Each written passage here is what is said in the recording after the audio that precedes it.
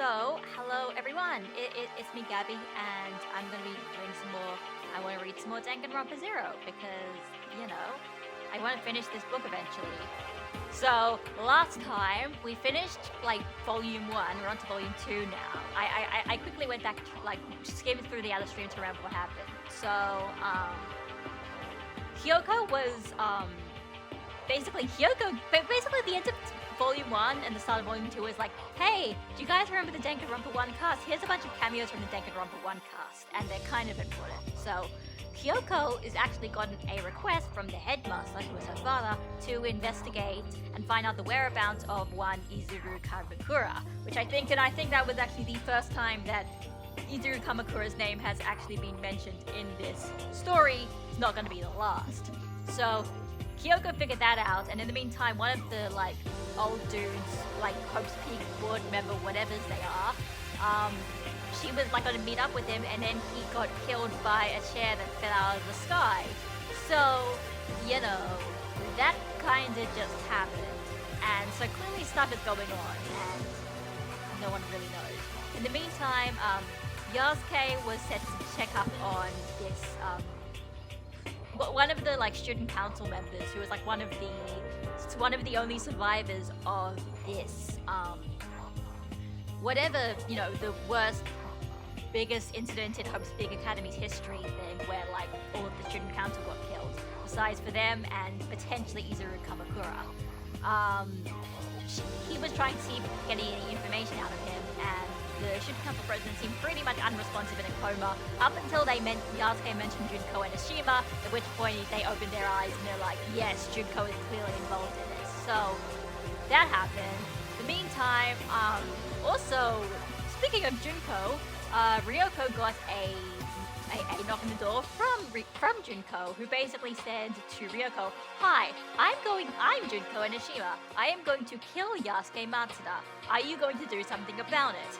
Which she does, and runs off to Yasuke's lab, but Yasuke is not there. Instead, who is there is Makoto Naegi, who was, like, I think it was some kind of, like, book or something that he was going to return to Yasuke, but he wasn't there.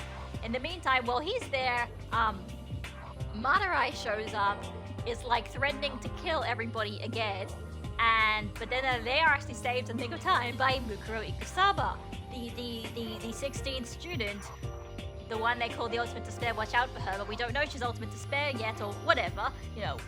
At the very least, she saved Makoto's life, and I guess Ryoko's. So, while they were figuring that out, what's his name? Yuto Kamishiro, the ultimate spy guy, who's kind of like Beta Teru, is basically like, well, you offered for me to help investigate, and you kind of like hired me to do that, so I'm going to tell you what's going on, and we're going to go off into another place and talk about that. That's where we left off. So, a lot of stuff's going on, but it's not at the end yet, let's put it that way. It's very piling on the intrigue. So, I guess let's get started. Chapter 4 of Volume 3. Right? Yep.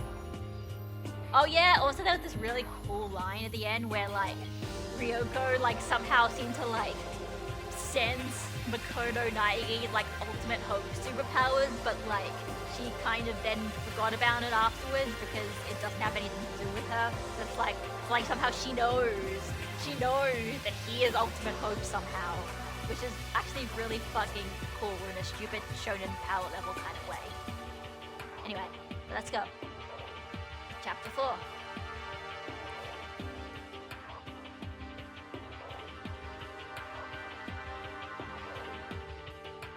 Sorry, I'm just checking chat, make sure, like, people haven't disappeared or whatever.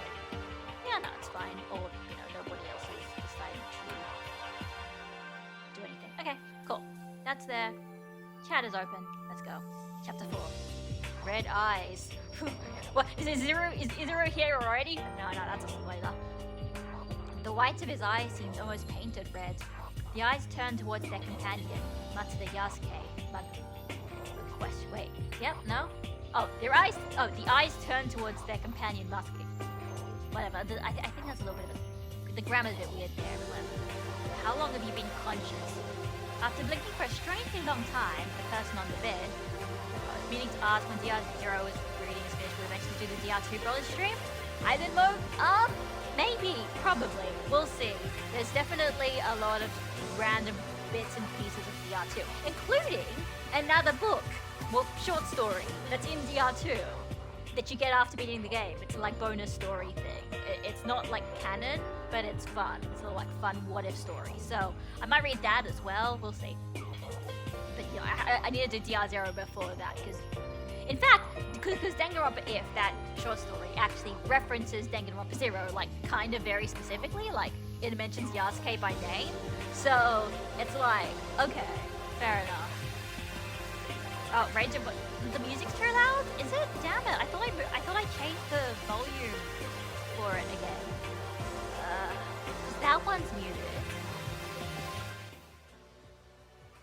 Okay, is that better now? Is that better? I'm going to, strange. I don't know why it does that.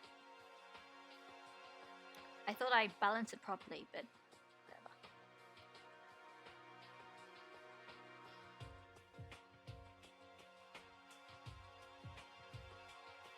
Okay.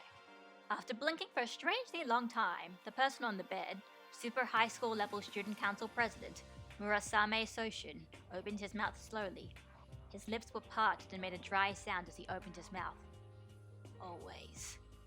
His voice was quiet and hoarse. He sounded like a completely different person in comparison to before. So that's how it's been. Matsuda let a grin creep into his expression. He turned to his friend, showing a friendly smile. But don't you think it's stupid to trick me like that? However, Murasame did not make a sound. His eyes showed no emotion as he stared at Matsuda. Matsuda continued in his joking tone to help calm the tense atmosphere. It must have taken a lot of acting on your part. Your actual physiological symptoms and echoes of such have almost completely disappeared. Yet you were easily able to cease being a normal person. We wouldn't have been in this situation had I not seen through your act. Why did you come? But his reply almost came with a violent attitude. As if giving up, Matsuda's expression returned to a more somber look. You said that earlier. You asked those ancient artifacts from the steering committee that. I want you to find out whether you really woke up or not. What? Huh? I want you to find out whether you really... I mean, you're clearly talking to him. Clearly he's woke... Okay, whatever. In response, Murasame only looked away, redirecting his attention to the ceiling and blinking without meaning. To be honest, even I'm having my doubts. Matsuda licked his dry lips before continuing. What if I told those people that you're awake? Murasame remained silent to Matsuda's questioning. Like a remote-controlled car with a flat battery, his reactions were slow and sluggish at best. Maybe it isn't just acting. Matsuda breathed out a deep sigh. He just answered his own question. Still, I'm sure the news will surprise them. After all, I already guessed what would happen. Didn't they used to say when people needed to prepare for the worst, desperate times called for desperate measures? At the moment, they're relying entirely on influential people outside the school to cover up this incident. Matsuda looked away from Murasame and slowly gazed at his surroundings. Instead of looking for some kind of reaction from Murasame, he turned to the surrounding electronic equipment as if trying to communicate with it. After all, they can't afford to make up excuses for this. Allowing a known threat into the general public, they can't just pretend there's no danger. And there are also people who say a ruthless person cannot be a good researcher. Well, not that it matters. It also depends on how much talent there is.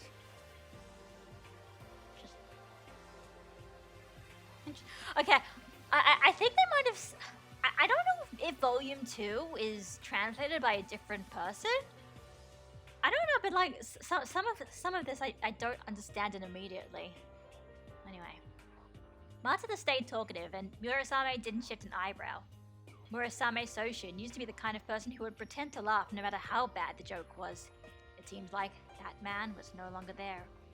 The issue isn't that he's feeling depressed. As Matsuda sighed, he brushed his hair out of his face. His long, narrow eyes looked sharply at Murasame. Wait, Murasame, this isn't a bargaining point, but I do want to tell you. I'm saying this to make sure you understand the school's intentions and the steering committee's intentions are very different. To be truthful, I don't care what those guys think. I just want to know what the hell is happening at this school. So then oh, hey, honestly, man, just 10-minute break, just pop in and say hi and call you a nerd. Hey, Lamau, got him, I'll be out in the house, or hopefully. See ya. Fair enough. I'm just pretending. Murasame suddenly opened his mouth. Matsuda saw him smile, or maybe he imagined it. In the next moment, any trace of it had completely disappeared. The reaction he just gave him proved that good person was still there. There might be some more to this. Matsuda took off his jacket and untucked his worn-out white shirt, returning to his more familiar appearance. Right, yeah, because in his character design, his shirt's always untucked, and the top button's undone. It wasn't because he usually become more relaxed. If anything, it was just the opposite. It felt more like he was just getting down to business. I get it. I don't think you'll be able to escape by just using this act. Even though you're in this state, you're still worried about this school. And you're willing to fight for it? That's why you're using this act, so you can escape from the eyes of the steering committee? Matsuda sat down on the bed and leaned in to say something. If I were you, I'd be trying to get used to this kind of power. I'll protect you if I have to. Once I give my false report to those guys, you might even be able to fight alongside with them. Since it's not always that bad to fight alongside the bad guys. Matsuda once again asked how Murasame's condition was, only to see Murasame would not reply or retract. He's talking about the reserve corps, saying you can, like, fight alongside the reserve corps in the parade and whatnot. I don't know. No matter what the force behind it is, I still don't know very much about the incident. That's why I need you to survive and explain it to me, but... Murasame lowered his eyes slightly. At the very least, from what Matsuda could gather, his slight movement meant refusal. Matsuda thought this would be the case, but he had a more pressing question. Though he particularly didn't want to hear he didn't particularly want to hear the answer which may be given, because it was something he had been told before. The culprit is Kamukura Izuru, correct? Bum bum bum! That was his question. I heard about it from the staff members. The name of the person who survived the incident and that went missing afterwards is called Kamukura Izuru. But does that person really exist? After a short silence, Murasame finally opened his mouth. Kamukura Izuru killed the student council. His voice was hoarse and unused, but he conveyed his message. So then, Kamukura Izuru is real? Matsuda listened to it for confirmation. However, Murasame didn't reply. His mouth remained open, stiff, and unmoving. Oi, Murasame! Matsuda called out, urging him on. The boy's mouth finally moved. Whatever. He finished saying only that. Matsuda sensed something from that word. So then, that doesn't matter. There was no sense of crisis in the Hope's Big Academy Murasame held on to. So then, it isn't a known fact whether Kamakura is the culprit behind the incident or not. Huh? Okay. I really need to digest. Okay.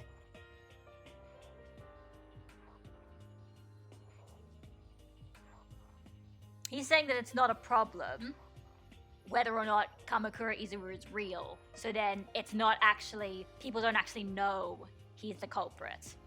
Okay, I think. Matsuda's thoughts went along the lines of, that must be it. There was one more thing Matsuda needed to hear above all else, he had realized. He breathed in heavily, and before giving himself a chance to hesitate, he asked his question. What about Enoshima Junko? What connection does she have to the incident? There's something awful for him that translating. Oh, so yeah, hey, AS Magician. Translating DL2 did have a DL0 translation that looks to be only up to the second chapter of Volume 2. I don't know. I'm not sure. Like, I actually don't know. I'll tell you what. I got this PDF from a link from a random Tumblr account that I found when I typed up, when I googled, Danganronpa 0 translation. And I think I've seen this one in enough other separate links that, at least people do clearly use it. So, oh, hey, Roselia. Oh, snap, I made it to a stream. Unfortunately, it's not really the kind of... Probably, it's not very necessarily great for newcomers because it's all... I've been reading this for... Well, technically for months, but at least 4 streams of this, but, But, yeah, so, if only roll. Actually, I'm not sure if Roll knows about this, but yeah. I don't know how many translations there are of Danganronpa 0 and which ones are good or bad or whatever, but that's interesting. So I guess they must have had a DR0 translation. I should hope that Something Awful Forums had the DR0 translation because it's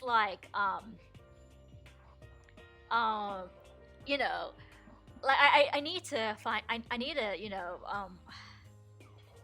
Danganronpa Zero is kind of something you need to, well, you don't need to read it. You don't need to read it. But if you really loved the Danganronpa 2 lore, DR Zero is great because it just like adds further mystery to it and it's really fun. So, you know.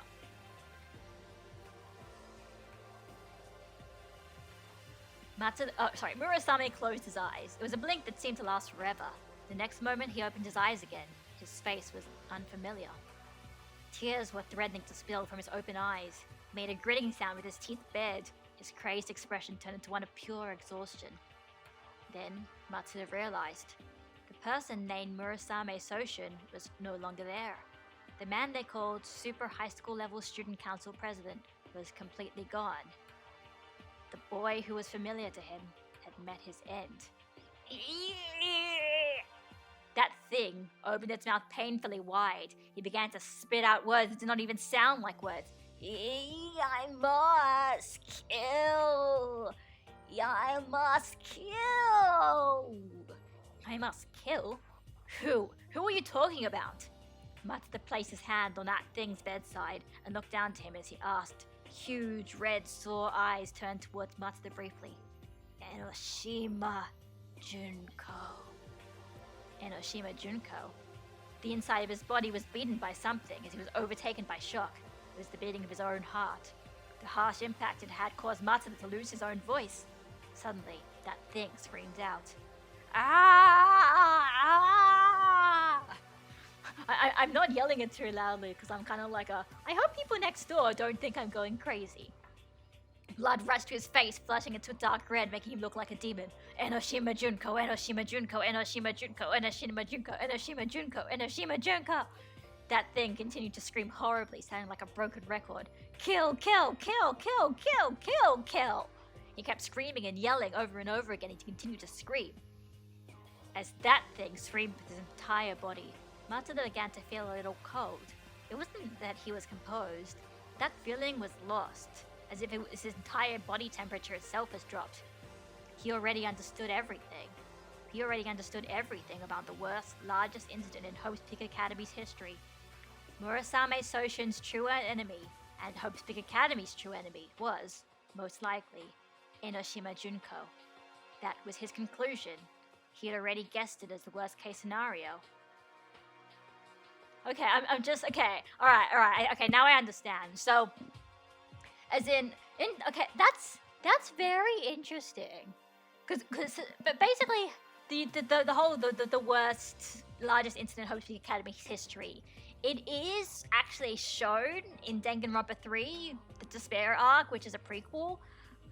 But, as in, I kind of assumed that it retconned some things because Danganronpa 3 kind of, at the very least, it sanitizes a lot of the other stuff to kind of make it not look as awful or as bad or make Junko look more like a cartoon villain or something. But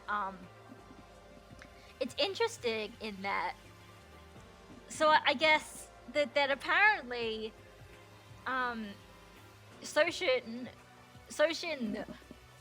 might have even seen Izuru Kamakura just there, but doesn't actually seem to think that that's as much of a big deal compared to Junko Enoshima. Because according to the way that DR3 says it, it's kind of like because Junko Enoshima kind of like masterminded the whole incident, whereas Izuru was just kind of there. And that's sort of why I guess Soshin wouldn't have thought it was a big deal. But that being said, if Izuru did kill everyone, then you would think that Soshin would be upset about that. But was it just like that? Even if Izuru killed everybody, they were just so completely like mindless about it, and they had like no malice whatsoever to the point that Soshin didn't think like this is a threat to Hope's Peak Academy or something. Whereas Junko was very clearly making their intentions known that they wanted to like spread despair to the entire world and stuff, and that's why Soshin's reacting like that. That's what I'm thinking now. But I just can't really tell for sure because this book is so vague. Matsuda had no choice but to establish his despair-inducing resolve. So then, I'm out of options. I passed the point of no return a long time ago. Because I'm thinking, and I'm not sure, but like, thinking about it, if Junko just wanted to spread despair, she would have just introduced Twitter to her world.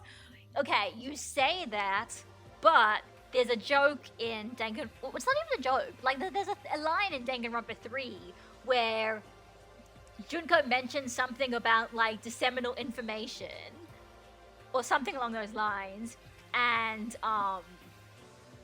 Izuru then, like, says, oh, like, memes, like you're planning to use memes, and in that, you know, obviously in the look, you know, in they're meaning the literal term of meme, that like a viral piece of information that spreads like a virus, that kind of meme. But like the English dub literally has Izuru say, oh, you know, art, philosophy, some of the other things, they all live and die by the meme. And it is the most shitposty line ever. And I think it's supposed to be taken seriously, but nobody takes it seriously. So it's like, oh yeah, what? So you're telling me that Junko spread despair to the entire world through memes? Like, that doesn't sound too out of place anymore. Anyway. Something around his lower abdomen began to bubble and boil. Still, his whole body became energetic. Matsuda turned to Murasame. Hey, I said earlier that I'd protect you if I had to, didn't I? He spoke in a calm tone of voice, but there's also something I have to protect at all costs. They're hopeless if I don't protect them. So I've decided I'll sacrifice anything to protect them. As the voice left his mouth, they were swallowed by screams. Even so, Matsuda continued to talk. I'm awful. I don't particularly want to think about that. If I forgot the person I care for, and if they died, that thought is unbearable. So I'll protect them. No matter what happens, I'll protect them. As Matsuda spoke softly, he placed both of his hands around that thing's neck. Kill, kill, kill, kill, kill, kill, kill, kill, kill. Even so, that thing continued to shout out. He didn't seem to understand what was happening. If there's a grudge against me for this, there's a grudge against me. Matsuda closed his eyes and thought to himself. I don't mean that person. I mean, I'll hold a grudge against myself. In the next moment, Matsuda gathered all his power into his hands and squeezed. Finally, the incredibly loud voice, the screams of that thing, had come to a stop. The bed to which he had assigned started to shake with a large rattling sound. Matsuda was leaning forward, his hair falling in front of his eyes. However, he didn't loosen his grip. Instead, he tightened it. He put all his power into his hands. Quickly. Oh, hey, Ramses. Yeah, interesting point. You're coming in. Matsuda is apparently strangling a dude to death. Fun. Quickly, the bed's shaking subsided. The feeling of what his hands were wrapped around disappeared. The feeling of that thing ending. After a while, Matsuda finally opened his eyes again. All the muscles in his body felt exhausted and tense, as if he had become a solid piece of iron. Sweat drip from his forehead, landing on his long eyelashes. He blankly turned his lines towards that thing on top of the bed. The light from those eyes had disappeared. All that was left was a deep darkness. Those eyes held a darkness deeper than the color of darkness itself. You mean Danganronpa 3? Not V3. Like, I'll tell you right now, yeah. V3 is a different thing to Danganronpa 3. Basically, the short answer is it's because V3 is kind of like its own new continuity, and it's the third like killing game, so that's why it's called V3. Because it's still like a Danganronpa game. But Danganronpa 3 is continuation of the story of Danganronpa 2, so. Those eyes held a darkness deeper than the color of darkness itself. So yeah, Yasuke just strangled the dude to death. It's like maybe the only one of the few people who seems to actually know what's going on, even if they're apparently really messed up from it. So, yay! Chapter 5. Well, first, a drink. In one of the East District's cafeterias, its de facto name is the Third School Cafeteria. Although there are several cafeterias scattered throughout the campus, this is the most popular one by far, apparently. During noon, it's filled with not only students, but also teaching staff lined up in a queue. It seems the secret behind the popularity of this cafeteria is the one student they call the super high school level cook, who boasts his own unique recipe. His food isn't governed by genre or common sense, and I hear it's so addictive you can't help but feel like it must contain drugs. But come to think of it, it doesn't really matter. Oh, it's Ryoko. It doesn't really matter because I've already forgotten how addictive it is. And right, so this is Teru Teru, but it's like I don't know if they were actually planning for the super high school level cook then to be a thing in DR2, or it was just like a, just a random, thing that Kadaka decided to write in and like, you know what, maybe that will be one of the V3, the DR2 characters. Well, in any case, even now the student cafeteria is filled with students, so there wasn't a single seat available. For someone like me standing by myself, this atmosphere was anything but comfortable. I'm here too, did you hear me? I told you, I'm the super high school level secret agent from the 77th batch, Kamishiro Yuto. Come on, how many times do I have to introduce myself? Kamishiro-kun said as he made a cross shape with his arms in front of me. Damn it seems like we have bad chemistry. I was praying to God a lot that we'd be a good combination. Too bad. What kind of god were you praying to? In any case, it seems that Kamishiro-kun and I certainly do have bad chemistry. Forgetful Kamishiro-kun and forgetful me. He was holding what looked to be a mixture of pale capice and water. Calpis? What is that? Anyway, well, whatever. What's more important is starting a conversation. Right, we can do that, but... I looked around at the students bustling through the cafeteria. Why come here of all places? Kamishiro-kun waved his short finger in front of me with a tsk. Okay, cow piss is a beverage. Okay, because I said it out loud and it sounded like I was saying cow piss, and I'm like, am I pronouncing this wrong? It's bad taste to answer such a question to an outsider. If anything, this is the perfect place for it. If we talked about this in a place with only a few people, someone would be able to overhear us easily. It's a theory I have that we should hide like we're extras in an adult video.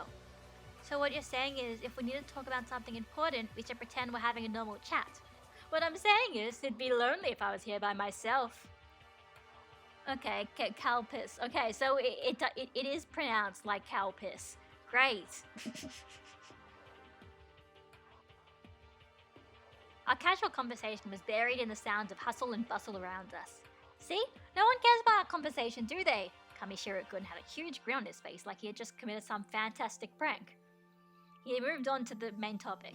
There's a reason why I want to talk to you just as soon as possible. Hey, Mace.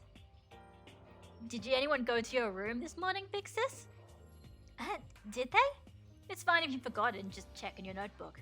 Surprised, I did as I was told and took out Otanashi Ryoko's memory notebook and looked through it. Like I said, they've see, I don't know if it's a new translator or something, but like I said, they've changed between Volume 1 and Volume 2. They decided to start doing it all. They changed the order and doing it Japanese with family names first. I remembered in no time at all. I couldn't help but yell out as I remembered. I remember. I know it was Enoshima Junko. That girl suddenly came into my room. Kamishiro suddenly leaned forward. So that person really was Enoshima Junko. I knew it. Yep, seems like that wiretap I put in your room worked perfectly. Huh? Say, Kamishiro-kun? What? What did you say just now? Did you say a wiretap? Yeah, I said that. I said wiretap. What about it? A wiretap? Yes, it's a common machine used for eavesdropping. I quickly stood from my chair. How is that normal? I screamed at the top of my lungs. Normal common people don't use those machines. Kamishiro's-kun's face was as calm as ever. Let's not rant on about the wiretaps. It was crime prevention. Wiretaps aren't just used to prevent crimes. So you noticed. Clap, clap, clap. As he verbally applauded me, he took out a giant paper bag from under his chair. The boy immediately shoved his hand into the bag and pulled out a sweetbread. Sugar twist donut. As he cheered out by himself, he happily crammed it into his mouth. That's a little rude. I have no idea what you just said. Kamishiro-kun swallowed down the sweetbread that had been stuffed into his mouth. I said, I don't want you to misunderstand me. I didn't just wiretap you, big sis. In a broader sense of speaking, I guess I wiretapped around this many people? Kamishiro-kun held up all his fingers. 10 people? He shook his head. 100 people. 100 people? Each finger was to signify a unit of 10 people? You can sit 100 people on in Inaba Monokishen, no problem. Oh, okay. Translator note. Inaba Monoki seems to be a Japanese storage company. Kamishiro just recited their catchphrase. Okay, yep, fair enough. I was stunned at the unexpected amount of people he counted. He continued to explain the reason why. The reason is, I rotate between girls a lot, basically. That way I can have fun with you, and it best suits you with the time of my— oh, god damn it. Hey, I guess that's why I like heavy rotation so much. He puffed out his chest. No, that doesn't matter. In any case, how did you manage to wiretap 100 people's rooms? It's easy with my ability. Sneaking into places like the girls' toilets or their dressing room is a piece of cake. God, thank God Terry didn't have this talent, am I right? Do something else with that piece of cake. Making it nice and creamy with extra cream. Okay, translator note. This is all confusing in English. He says I'm like breakfast. Okay, it's a sex joke. I get it. Thanks, translator's note.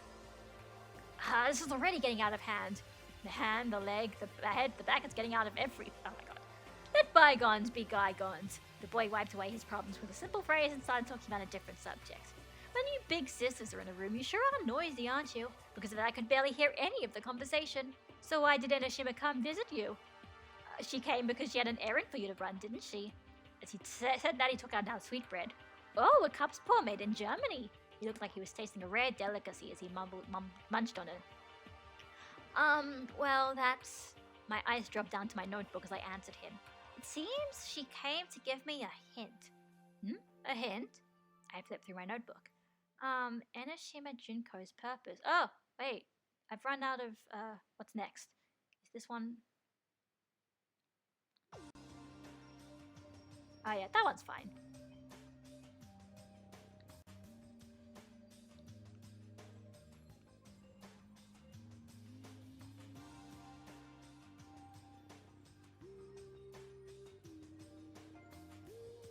Tell me in more detail. What did Enoshima Junko say her purpose was? Kamishiro-kun asked with a more forceful voice. I read aloud my memories from my notebook, also feeling very tense. It seemed like Enoshima Junko had two purposes. The first is to crush Kamukura Izuru until nothing is left. Do you know what that means? Keep going, he coldly prompted. I looked down into my notebook. The second is— I read on ahead a little and was shocked by what I read. It was as if someone had killed me by pounding my spine with a hammer. I felt a sudden intense shock surged in my entire body. Big sis? Oh, what the hell? It says, kill your beloved darling, Matsuda Yasuke. As soon as I said it, my brain felt like I was having a nuclear meltdown. My surroundings began to rock from side to side. It wasn't an earthquake. I myself was the one shaking. My head felt hot, unavoidably so. Only my body was cold. I was stricken by the less familiar feelings of fear and anger at once. I was shaken violently for reasons I could not understand. Calm down, big sis. The inside of my head was numb with fear. There was a voice echoing quietly. I was brought back to my senses to find Kamishiro-kun saying something to me. The kill thing has to be a bluff. There's no way a person can kill so lightly. If she really planned to kill him, she wouldn't bother declaring it to you until long after murdering him. Am I right? That would be true, I know that, but I can't stop my body from shaking. You're right. There's no way she'd kill him. My voice was shaking so much I couldn't form a single word. In the meantime, it might be better for you to just not say anything until you calm down, he said lazily, as he gulped down the bread in his hands. Instead, you should listen to my reasoning from now on, he announced loudly. Okay, let's get a move on. Kamishiro-kun suddenly straightened his posture enthusiastically, and he started the reasoning part. Firstly, there's the problem of the advance notice of Matsuda Yasuke's death that you're so worried about. I suppose that's a bluff. I mean, there's no sense in telling others about a murder you have yet to commit. She may have been using it as a threat, but that's also unlikely. It's definitely a bluff.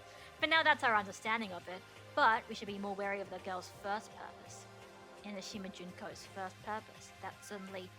No, even so, crushing Kamukura Izuru until nothing is left. Honestly, even I was a little surprised. It's too much of a coincidence. I didn't think I'd hear Kamukura Izuru's name. Who's that? Did you ask who is that person? Kamishiro-kun patted his chest with his hand. They're the culprit. The boy leaned forward over the table and spoke with an excited voice. I was surprised. since Kamakura Izuru is the culprit behind the worst, largest incident in Pope's Big Academy's history.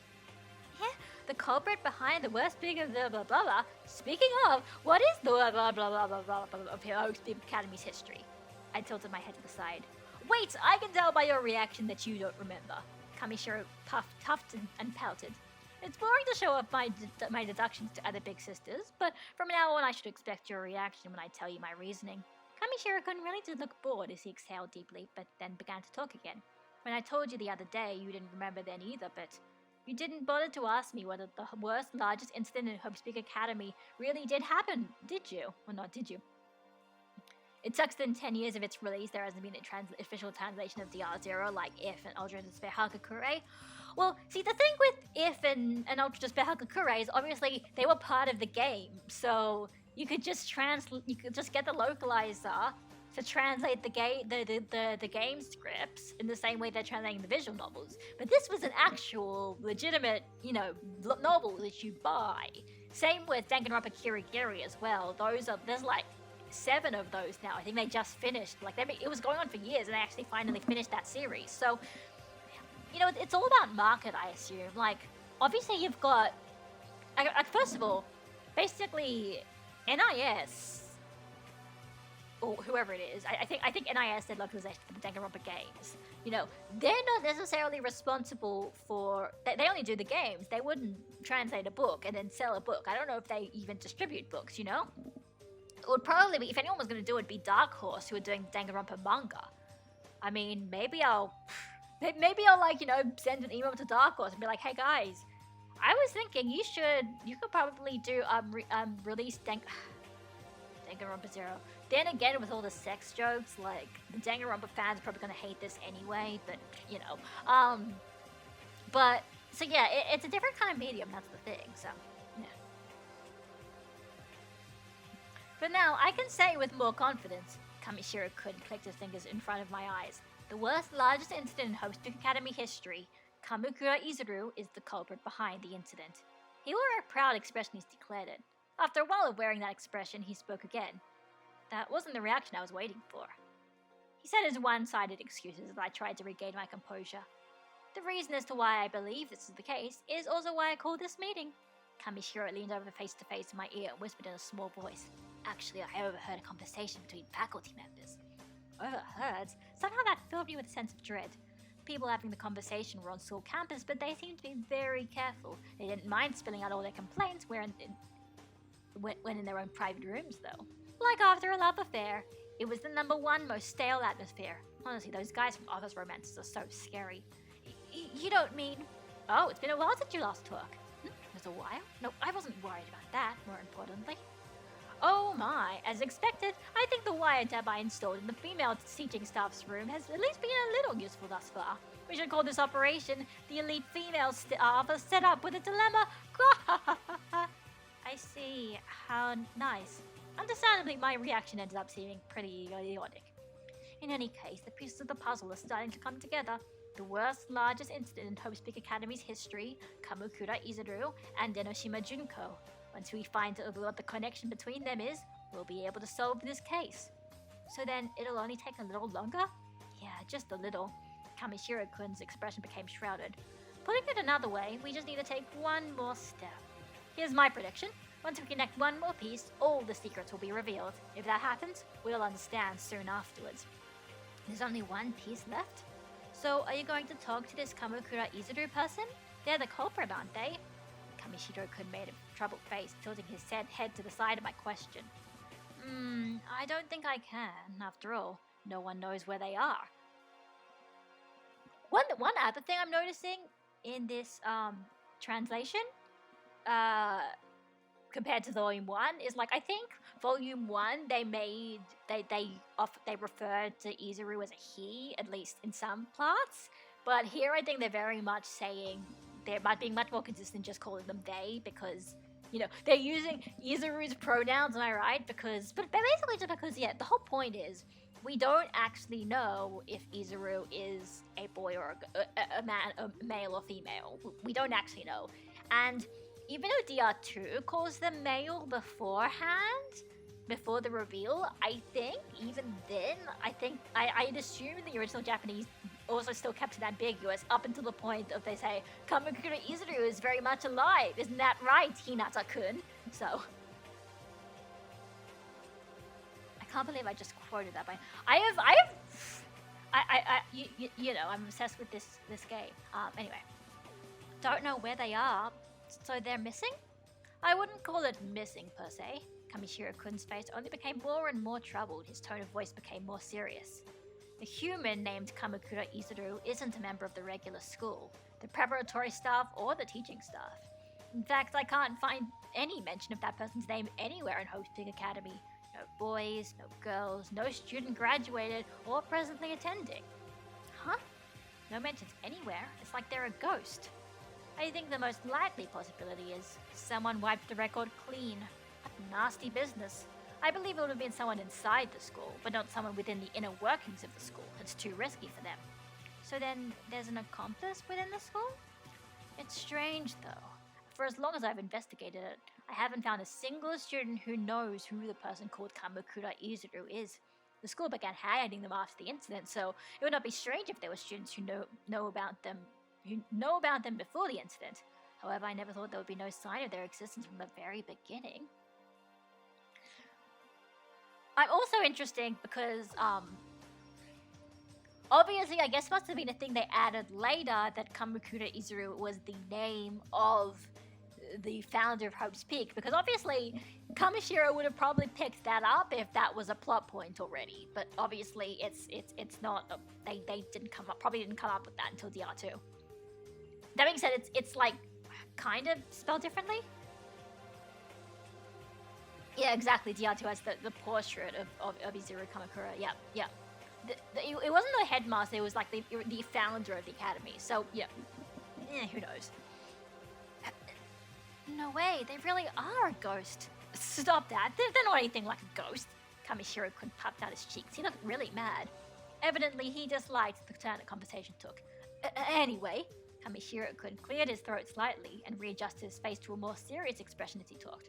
No matter what the reason is, if we don't find out who Kamakura Izuru is, we may have no choice but to give up.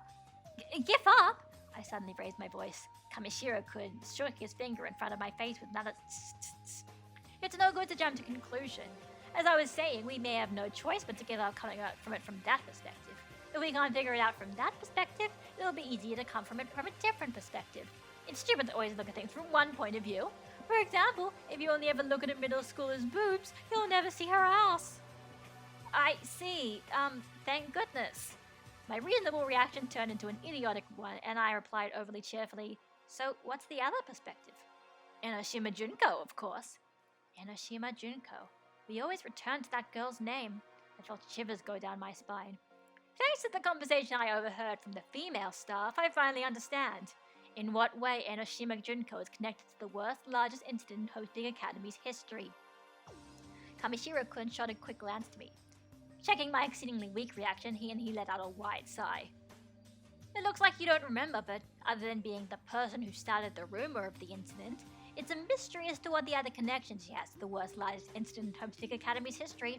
But it's a mystery I finally cracked. It seemed she's the girl who discovered the incident. Discovered it? But isn't that suspicious? Since this is a mystery novel, she's primarily... Excuse me, Kamishiro, did you just break the fourth wall? But you know that, don't you? She has already been interrogated by the school. Interrogated? I told you! If you don't remember, check your notebook! Kamishiro-kun was yelling, as like he was throwing a huge temper tantrum. I quickly read through my notebook. I see. Enoshima Junko started to spread rumors immediately following the incident. But didn't you say she was interrogated? But if she was released just after that, then that means she can't be the culprit. Thanks to your awful conversation timing, I've come up with a conclusion, Big Sis. Well, it's just as you put it. It seems the interrogation was highly relentless. I was thinking it would be impossible for her to escape. Kamishiro-kun suddenly stopped moving. What's wrong? I see. That's it. The boy's eyes widened, the corner of his mouth shook and trembled. I understand now, Big Sis, he shrieked excitedly. We completely overlooked the most important part of all. It really was best for me to help you out, Big Sis. You did great with the interactive mystery part.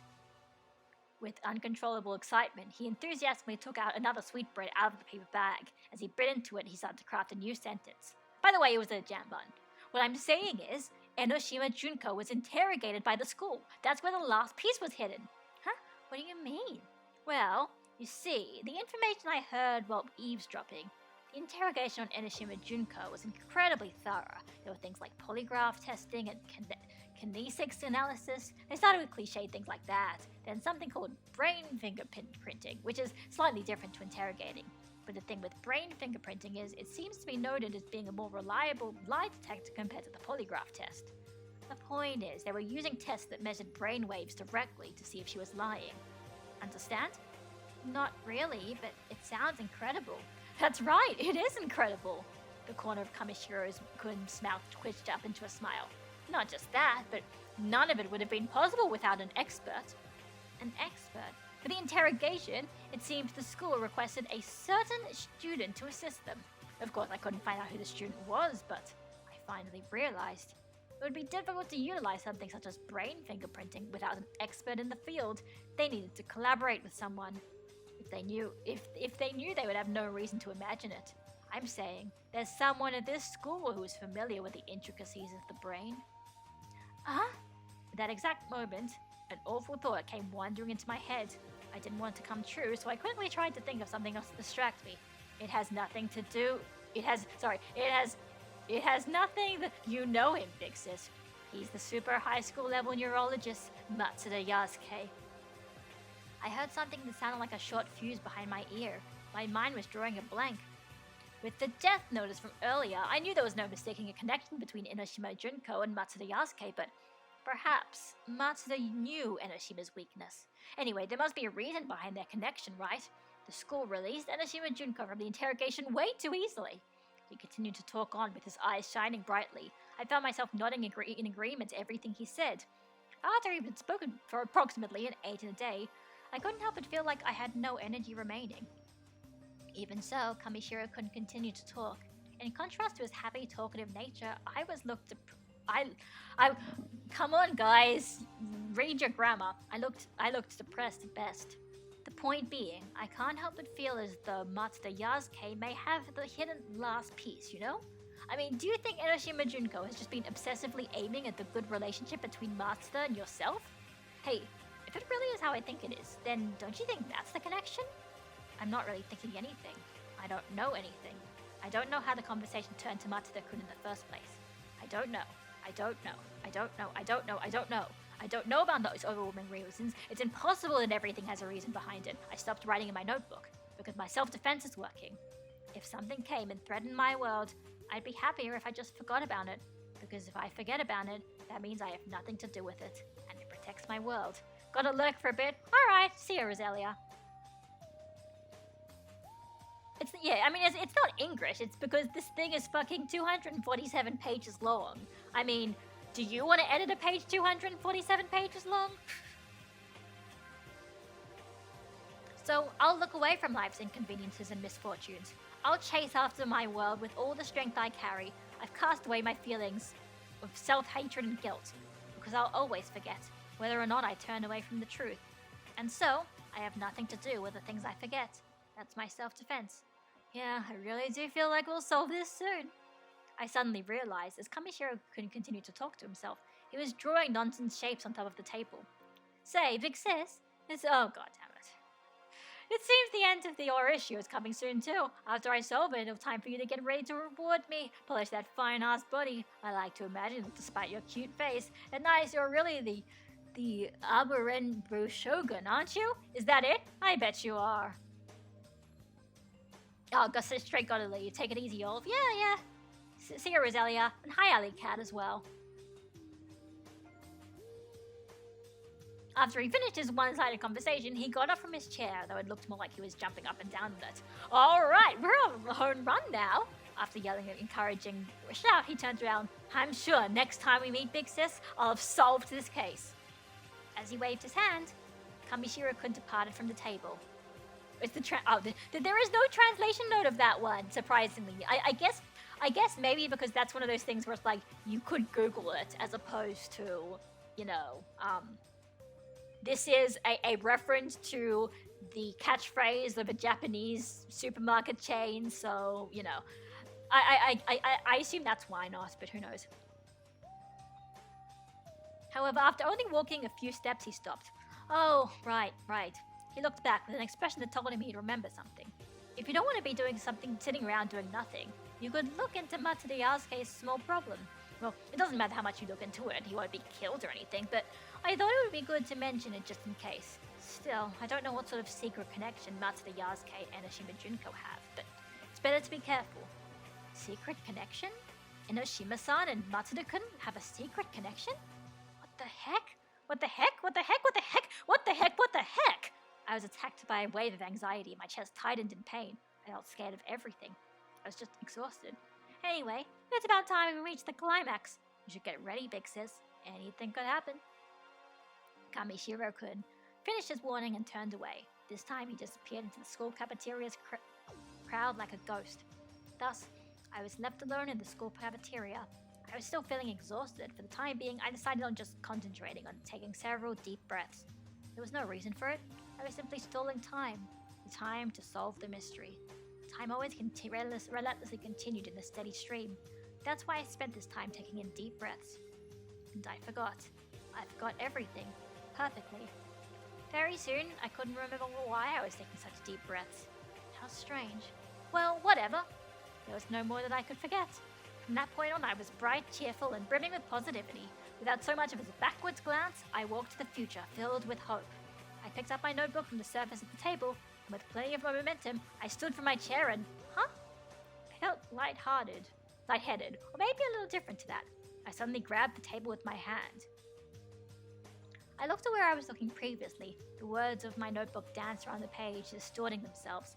At that moment, I shivered and felt like a horde of insects was crawling up my back. My knees buckled. I thought briefly about what was happening, and soon found I was sitting on a chair again. The inside of my head was stained with a metallic grey. My mind was completely blank. I'm tired. My eyelid became heavy, and my face slackened. The world circling me was quickly disappearing. The busy, noisy students around me were vanishing. The human shapes surrounding me were all melting together. It was as if I had been poisoned or hypnotized. I couldn't move a single finger. It was in that complete silence that I suddenly heard a voice. Boop, boop, boop. What an ominous laugh. It was strange, yet sounded so familiar. What's this? Did you actually remember me? I'm happy. Despite your awful habit of forgetting things, you still remembered me? That's right. It's super high school level despair. It's been a while. Boop, boop, boop. Why can I remember? Why did I remember them? Even so, I remembered someone.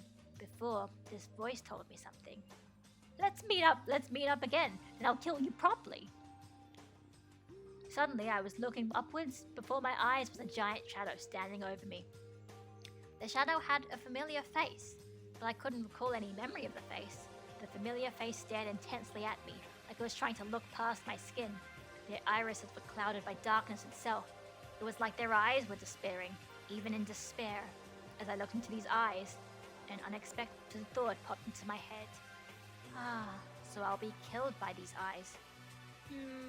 Unfortunately, I can't actually kill you this time either, they whispered to me, like they were answering my thoughts.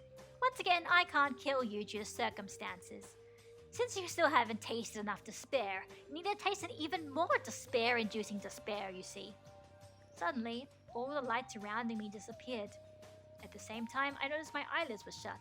The shadow seemed to cover my face completely. But if you say you don't want to taste that despair, then it means war. If you don't fight despair, you'll never feel hope again. Those were the last words I heard. After that voice sounds, everything had disappeared. As numbness took hold of my body, all my senses stopped working. I was completely still. I fell out of consciousness. I fell out of it silently. Despairing in despair, yeah, right. Alright, chapter 6. The man walked to the girl's room quickly. It was clear the girl had not bothered to take the key from her door earlier. Despite this, there was no one inside the room. He swiftly opened the door, letting a rush of air into the room. Inside the room, there was a poster on the wall which flapped noisily. Why did she have to be out now? He He had told her to stay put, even when she had nothing to do. Without realizing it, he felt like shouting obscenities at her. That being said, the man had fully realized that there would be no sense to be drawn from his words if he had done so. No matter what he said to her, the girl would just forget everything. Letting out a large sigh, Matsuda Yasuke dropped his line of sight to where his hands were. His hands remained scrunched into tight fists. No matter how many times he tried to relax them, it was impossible. He had lost feeling in them long before. He could still feel Murasame Soshin's neck squeeze between his hands. Murasame Soshin saw red eyes flash through his mind suddenly. He squeezed his fists more. It was like his hands were still wrapped around the boy's neck, suffocating him with air. Why did she have to be out of now? He whispered in a much weaker tone than before as he left the room. He exited the dormitory, and soon Matsuda found himself heading towards the biology building in the East District. If he were her, then he would be there. There wouldn't be another place the girl who had forgotten everything would be. It wasn't even the height of summer yet, but already the back of Matsuda's dirty shirt was drenched with sweat. Covered in perspiration, he felt like he was as heavy as lead. It should have taken about 10 minutes to reach the biology building on a normal day, but this time it took at least twice the amount of time. Even so, Matsuda somehow finally reached the biology building. Looking like a broken wind-up toy, he scaled the stairs in a strange, awkward waddle, and within a few minutes was standing in front of the neurology research facility. As he took in a deep breath, he roughly opened the door. He looked into the door with hope. However, there was no one there. It was still far too early to be discouraged, but by this an uncomfortable feeling stirred within him. What happened here? It had not been hidden well. There were traces of vandalism in there. On the desk, on the beds, all over the laboratory. Don't tell me. His expression changed as he quickly hurried over to the bed. Something moved under it as if it had anticipated his actions. Who's there? As he instinctively raised his voice, he reached out and raised the bedsheet. He saw a girl under the bed. Matsuda felt a stab of anxiety ease with some relief, but within the next moment that relief was blown away like an explosion. Matsuda saw the bed thrown into the air. It drifted into the air, looking as though it was much lighter than what it truly was, and soon began to spin around in a dizzying motion. Oh, so this takes place during summer, since around the time. You know, that's a good point. That is actually a good point, because the Japanese year, well, in a way, I guess it doesn't really matter too much, technically. But I guess it does, because at the very least, it depends. I mean, because the timeline is they were in Class 78, were in Hope's Peak for a year, and then the tragedy happened. I guess this would be the closest of way to start figuring out if the tragedy happened during that year, or they had a whole first year, and then when they started the second year, the tragedy happened. After it spun for an inconceivable amount of time, it finally fell to the ground, like gravity at last remembered it existed. The bedsheet, still in Matsuda's hands and flipped upwards, and lightly grazed his nose and floated back to the ground. A deep rumbling echoed through the room. After the rumbling had come to a stop, Matsuda heard a voice, or more specifically, Matsuda heard a laugh. Hang on, wait. Okay? Okay. I felt like I needed to sneeze there. On the other side of the bed stood a girl from before. Wow, talk about good reflexes. I wasn't expecting you to be there. I thought it was yet another idiotic girl. The girl from earlier had a stupid grin plastered to her face, and all the guys I've seen up to now in this place seem to smile like they're bonkers. But maybe their appearance was grandeur enough for it to make them at least a bit attractive. You! That girl was trying to give him instructions, even it... Hang on. Wait, that's not a... Was that a... Okay, no, that is a dialogue. That girl was trying to give him instructions, even if it was in a strange way, and that Matsuda guy asked her questions like he was ignoring her. He just wanted to hear about that girl. He wanted to know about her so much. It was unbearable. He was so fascinated by her. He looked at her body over and over again like he was licking it all up. Then naturally, it shouldn't be surprised at his dangling around. Okay, is that a track? Who wrote that? It was all hot. For fuck's sake! Matsuda suddenly kicked the bed beside him. A metallic clanging echoed through the lab. Oh my, are you mad? The girl continued smiling all the same. But it's me who wants to be angry. Hey, why aren't you looking at the ridiculously adorable face of one Enoshima Junko like a lust-driven demon? Why is it? Hey, why aren't you horny? As he heard the girl's words, Matsuda remembered something. I knew it, you really are weird. Am I? But you see, this is really weird for me. That's your real personality, isn't it? Wait, quit it with those comments about my personality. Enoshima quickly shifted to an offended tone of voice. But sure, you're making it sound like up until now I was just feigning innocence, but I've been making sure I keep at least one aspect of me the same. So you'll know it's me for sure no matter how I am. Still, since I bore easily, I pretty much hit the snooze button as soon as you got such a sloppy personality. Even still, what's your purpose? Matsuda interrupted Enoshima with a question. His expression changed to a glare. Oh, just getting serious, right? You won't waste your time talking to the ever-famous queen of chatting. It's just like we're in a Saiyan battle, right? Yeah, no. Just answer me. Frustrated, Matsuda raised his voice angrily. What is it you want to achieve? Just, what is it you're trying to do? Enoshima tilted her head slightly to the side. Nothing really. I don't want to do anything. What? It's too late. I shan't do a thing. I'm not going to do a single thing. I have everyone else doing it for me. Guys like the student council, the headmaster, or the steering committee. And also that girl who you absolutely adore. Everyone is running around doing my work. Hearing that, Matsuda's face went dark red. You already know what I'm doing? Whatever you are you saying? Enoshima raised her head. Matsuda looked down at her. I've known what you were doing for a very long time now. You've been doing exactly as I intend you to do. So what are you saying? Hey, why won't you tell me? Matsuda clenched his jaw at her words. Seeing that, Enoshima quivered with an ecstatic look stuck to her face. Ahem! Matsuda-kun's face sure is amazing right now. That despair-induced face you're showing me, I'd like to see it more. Become more and more and more and more despair-induced. Fuck off. Matsuda's face contorted into rage.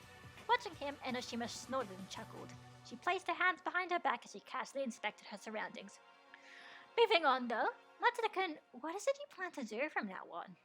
Well, what do you mean? He immediately responded. Enoshima suddenly reached out and grabbed Matsuda's wrist. Oh no, your hand is wounded. You weren't scratched, were you? It looks painful. Should I kiss it better? Matsuda quickly tried to pull away his hand, but Enoshima held on tightly. Oh wait, hang on. What are we? A box 15's fine. Now let's see. These scratches were caused by some other guy, weren't they? It looked like he was probably an honest student, but he was terribly ill. And when he made these wounds, he was probably bedridden with shock, wasn't he? Sorry, wrong tab. Just getting chat open again. It looks, yeah, there are a few more, quite a bit more typos here, but I'm trying to not read the typos. How do you know that? I don't know, I just understand, because it was all part of my plan. Enoshima brought her face close to Matsuda's pale face and grinned crazily. Gotcha, just kidding. She then released Matsuda's hand and once again observed her surroundings. Still, I'm sure there's a powerful existence you want to protect. A precious existence you want to protect. That's right, this is disturbingly similar to that thing with your mother. You must feel awful, sorry. Oh, speaking of your mother, I can't help but feel that Otonashi Ryoko-chan looks just like her. You know, they have the same kind of atmosphere and stuff. I wonder if they shared some sort of connection or similarity to each other. Or maybe you're the connection? I don't know if it's intentional or not, but it's so nice that your friends are so forgetful, just like your mother. I gotta say, it seems like guys today are really into MILFs. You especially seem to like those MILFs who forget their own miserable backstory. Okay, MILF, this is definitely... The translator is definitely taking some liberties here. I don't think Japan uses the word MILF, but still. As she turned to Matsuda, Enoshima looked up at him persistently. She happily balanced walking around him over and over again. That's why you wanted to protect her well this time. I get it, you feel sorry for her. Even so, you're troubled. You're incredibly troubled. That's what it seems like after I've been hearing. Enoshima stood in front of Matsuda. She glared more intently at him. For real though, what do you plan to do from now on? Matsuda opened his mouth, trying to find words to say, only to close it again. His pale lips trembled a little, but he could only muster a glare directed back at Enoshima. Enoshima looked like she'd been expecting this reaction, and she began to walk quietly again. I suppose it can't be helped. Oh dear, I'll just have to think about this one a little harder. However, immediately after she said that, she stopped walking. Don't get me wrong or anything, she yelled as she went right bright red in excitement. I don't really mind if you don't care about it. Still, it's up to me, even though I'm unreliable, and I just can't let it be. He didn't understand the reasons why. Enoshima changed her personality with no context. Matsuda wasn't able to follow along with the conversation's direction at all. She paid no mind to his reaction at all and started to walk around again as if nothing had happened. Well, I did say I'd have to think about this, but really there's only one way to go about things. Enoshima circled around Matsuda as his eyes followed her, and she continued in a very straightforward tone. It's Kamakura Izuru. No matter what happens, he'll end up with the blame. He ran away, and that's fine since he's the cause of the incident they call the worst and largest in Hope's Big Academy's history. In that case, it should be easy to fix the issue with the student council president and the issue with the guys from the steering committee. Those guys are just trying to cover it up again anyway. Hearing her words, Matsuda muttered inside his head. I knew it. Still, if that guy said what he thought was true, and that means it just makes less and less sense. Just tell me, what are you trying to achieve? Matsuda asked. You know what? I told you before, didn't I? I'm not trying to do anything. She screamed in a high-pitched voice and laughed it off. I'm just leaving this interesting tea party. I've had enough interrupting things. Right now I'm just existing as a C-list character. I don't do anything else. He didn't know if her words were her true honest feelings on the matter. No matter how many times she could repeat herself, he probably would never know. Matsuda understood that at least. Well, in the end, it's all up to you. I don't really care what you do with the situation. Yeah, do whatever you'd like, because I'll accept whatever ending we come to.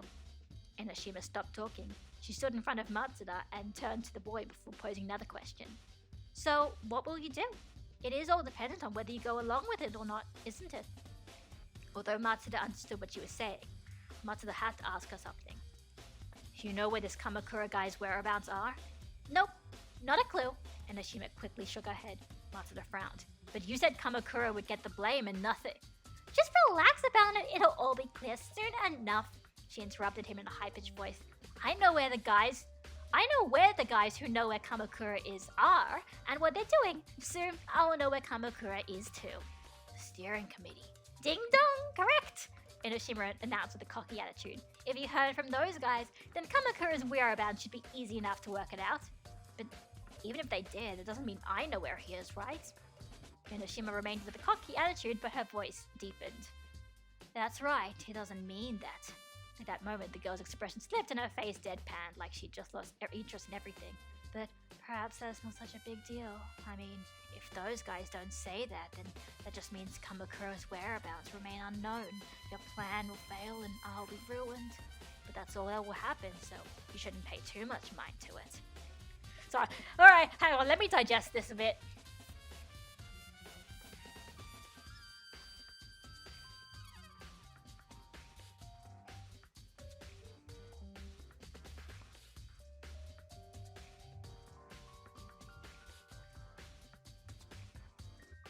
Oh, okay. So they're saying like, if the steering committee don't tell Yasuke where Izuru is, that means that no one's gonna know where Izuru is, and apparently Yasuke's plan has something to do with finding where Izuru is. Okay, interesting. As she muttered into a monotone voice, Enoshima turned to the window and walked towards it. Her eyes filled with melancholy as she leaned against the window and stared outside. The laboratory overlooked the East District's courtyard and the preparatory school's parade. You're talking as if it doesn't matter if I fail. Matsuda raised his voice in a puzzled tone and looked towards Enoshima's back. Because it doesn't matter. The girl continued to stare out the window and laughed absent-mindedly. In private, I would always think something along the lines of how despair-inducingly wonderful it must be to put an end to something as insignificant as small fish. She said things that she never meant to say. Her words were a reflection of the true feelings that lay in her heart. And that means you really are weird. Soz, you don't like that, do you? Enoshima looked back and had an innocent smile on her face as if he was mistaken. She had the face of a devil one moment, and in the next she smiled like an angel. She hadn't intended to make either face. That's why he continued to shake as he talked to the girl. He felt more than exhausted. That's right. For that girl's sake, it's not like you can lose. a pure and innocent smile returning to her face, Enoshima turned and walked silently to Matsuda. You really are someone who's in true love. You're prepared to fight for your love. I know when they say love is blind, they were thinking of you. Oh, that doesn't mean you do stupid things. Actually, I'm grateful. You're destined to spend an eternity with that person, so I thank you from the very bottom of my heart. Enoshima walked up to Matsuda and didn't come to a stop until finally their toes were touching. She whispered gently to him, "Do your best, Matsuda-kun, because that's what I expect. Defeat the despair you face and let hope win, shining victorious, because that's what I expect will happen." As she whispered quietly, Enoshima leaned towards him until their faces almost touched, and then she leaned in more. And in the next moment, their lips touched. Matsuda didn't break away. He was puzzled, but he gave up and just accepted it as it was. It was a long, vicious, long, entwining, violent kiss. After a time that was far too long to be described in a single word, Enoshima finally pulled away. In the moment after the kiss, she backed away from him, and in dead silence, she walked to the laboratory door. "Where are you going?" Matsuda asked as he wiped his mouth. In return for the kiss, I thought I'd lend you a bit of a hand," said Enoshima, laughing, but she quickly stopped. "Wait, you don't need to go out of your way." But his mouth wouldn't move. No, it wasn't just his mouth. His entire body felt numb and was immobile. Looks like you were caught by such a classic too, Matsuda-kun. Looking at the frozen Matsuda, Enoshima looked like she was a kid who had just gotten a beloved toy. She was smiling, overcome with joy.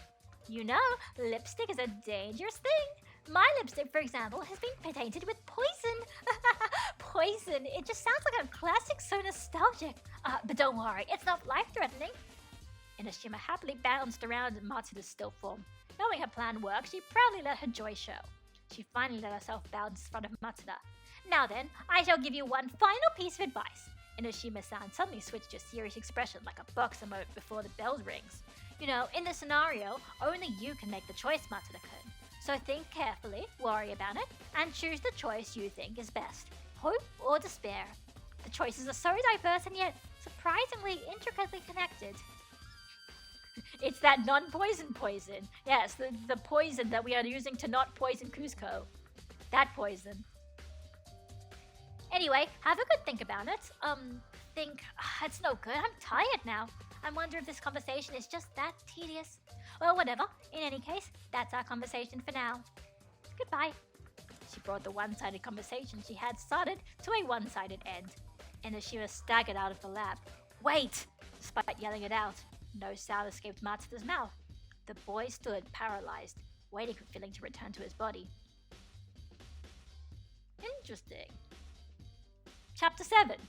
It was at that moment that I woke up, out of the blue. As my consciousness returned to me, I couldn't help but feel completely refreshed and, thank goodness, I said without realizing it. For a long time, perhaps, I was having an awful nightmare. But that's over now. I was finally free of my long-lasting nightmare. Or maybe not? Somehow it felt like this place also belonged to my nightmare. Because if that wasn't the case, then why else would I be in this room? The walls, the ceiling, the floor, everything was covered in concrete. I couldn't see any doors or windows. So why would I be in such a strange room? Where am I? At least I was certain this place wasn't my room. No matter how forgetful I could get, I know I would never live in such an eerie room without a good reason for doing so. Don't tell me I've been arrested or something. Arrested. I was bounced off cold gray concrete. I thought I could hear a man in my room stabbing something sound. It really was just the monster we've come to call loneliness. I can't find the exit. It was at that time I sat up quickly. I realized I'd been sleeping on a bed. The bed had a pretty pink princess-style canopy with an antique feel that little girls everywhere would have wanted, but oddly enough, it was standing alone in the middle of a bare concrete room. The contrast between the delicate decorations of the bed and the bare minimum of the walls only added to the overall creepiness of the room. In addition, there were other parts of the room that were missing altogether. If this room was perfectly complete, then it would have furniture, a door, but this room was absolutely missing those factors. As I quickly finished analyzing my surroundings quickly, the monster I spoke of earlier began to get to work. My fear and anxiety felt like it turned to pitch black tar, and it felt as though I wanted to steal my freedom of movement. Ooh! A moan snuck past my shaking and trembling lips. The room's outline and shape began to slowly distort. Tears began to appear in my eyes, but it's no use crying over the situation. It's no use to cry. I held out for dear life, and despite my intentions to hold them back, the tears that had gathered in my eyes began spilling out. Good morning, madam. Huh? Startled, I realized there was a female maid standing next to the wall. Good morning, madam. A voice came from it. It really is a girl. I could see the girl's face behind her clothes, but only the face of her mask. Due to her mask, I couldn't determine her actual appearance. The mask in question was an eerie bear mask that filled me with bad feelings. The right half was a white, cute bear. The left half was a black, evil bear. The girl wearing maid clothing faced me and spoke to me in a happy tone. Good morning, madam. I have prepared some tea for your morning routine. I don't think I'm a madam. The girl didn't appear to hear me as she simply walked over to me and shoved the silver tray she held onto me. On top of the tray was a teacup with a floral pattern on it. Steam rose from the teacup and disappeared into the air. Thank you. My throat was parched after waking up and was in desperate need of moisture. Forgetting my prior caution, I picked up the teacup and drank the tea in it.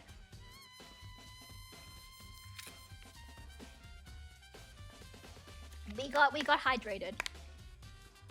Too cold, disgusting, it's so weak. Incredibly, it was a 3-time loser. The tea was too cold. Unable to hide my expression, I placed the teacup back on the tray. I shall be taking my leave now, the bear maid said, as she turned on her heel and began to walk somewhere. Wait, where are you going? I quickly called out. What was that? As the bear maid asked me, she knocked on the wall in front of me. Just like in a ninja temple, after she knocked once, the wall rotated around. Huh? A hidden door? At the time we built this facility, we wanted to adhere to Madam's sense of playfulness. The playfulness is fine, but I'm leaving. I raised my voice, feeling desperate. The bear mask tilted to the side. Just because you want to leave doesn't mean you should leave. Huh? This time was my own face tilted to the side. Even if I want to leave, I can't. What the hell? Am I being confined here? Confined? A surprised voice echoed off the wall. Confinement? That's a bit of a leap in logic. The bear maid's shoulders shook in laughter. Just because I appear to be doesn't mean I am laughing. I didn't. On the contrary, I am filled with sadness beyond compare. Her shoulders shook more. I am saddened because you are such an interesting person. I'm afraid I cannot make sense of your jokes. As it is currently, I don't think I'll ever fulfill my dream of having. Oh wow, Mono Bear. That's a blast from the past. Of having Monokuma leaving everything to me. How sad. The bear maid hunched over, looking heartbroken.